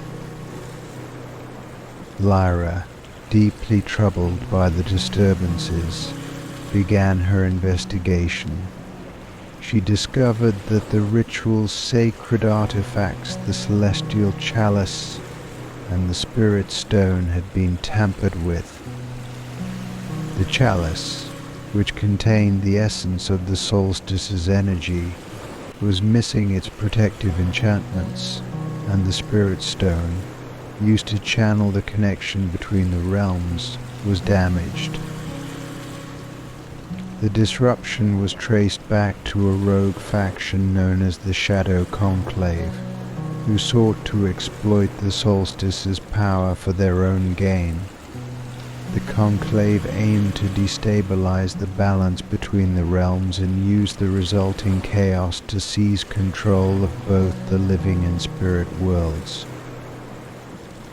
Leora's task was to restore the ritual and prevent the Shadow Conclave from achieving their goals. She sought the help of skilled allies, including a powerful sorcerer named Eamon and a gifted healer named Leora. Together they embarked on a quest to recover the stolen artifacts and repair the damage inflicted on the solstice's magical wards. Their journey led them through ancient forests, forgotten temples and mystical landscapes. They faced various trials, including encounters with rogue spirits and magical traps set by the Shadow Conclave. Each challenge tested their resolve and teamwork, but their determination to restore the balance remained steadfast. As they reached the heart of the Shadow Conclave's stronghold, they confronted the faction's leader, a dark sorcerer named Malakar. Malakar had harnessed the stolen energies to create a rift between the realms, intending to merge them and rule over the chaos. In a climactic battle, Lyra, Aemon, and Elira faced Malakar and his minions. The battle was intense, with the very fabric of reality threatened by the rift's destabilizing energy.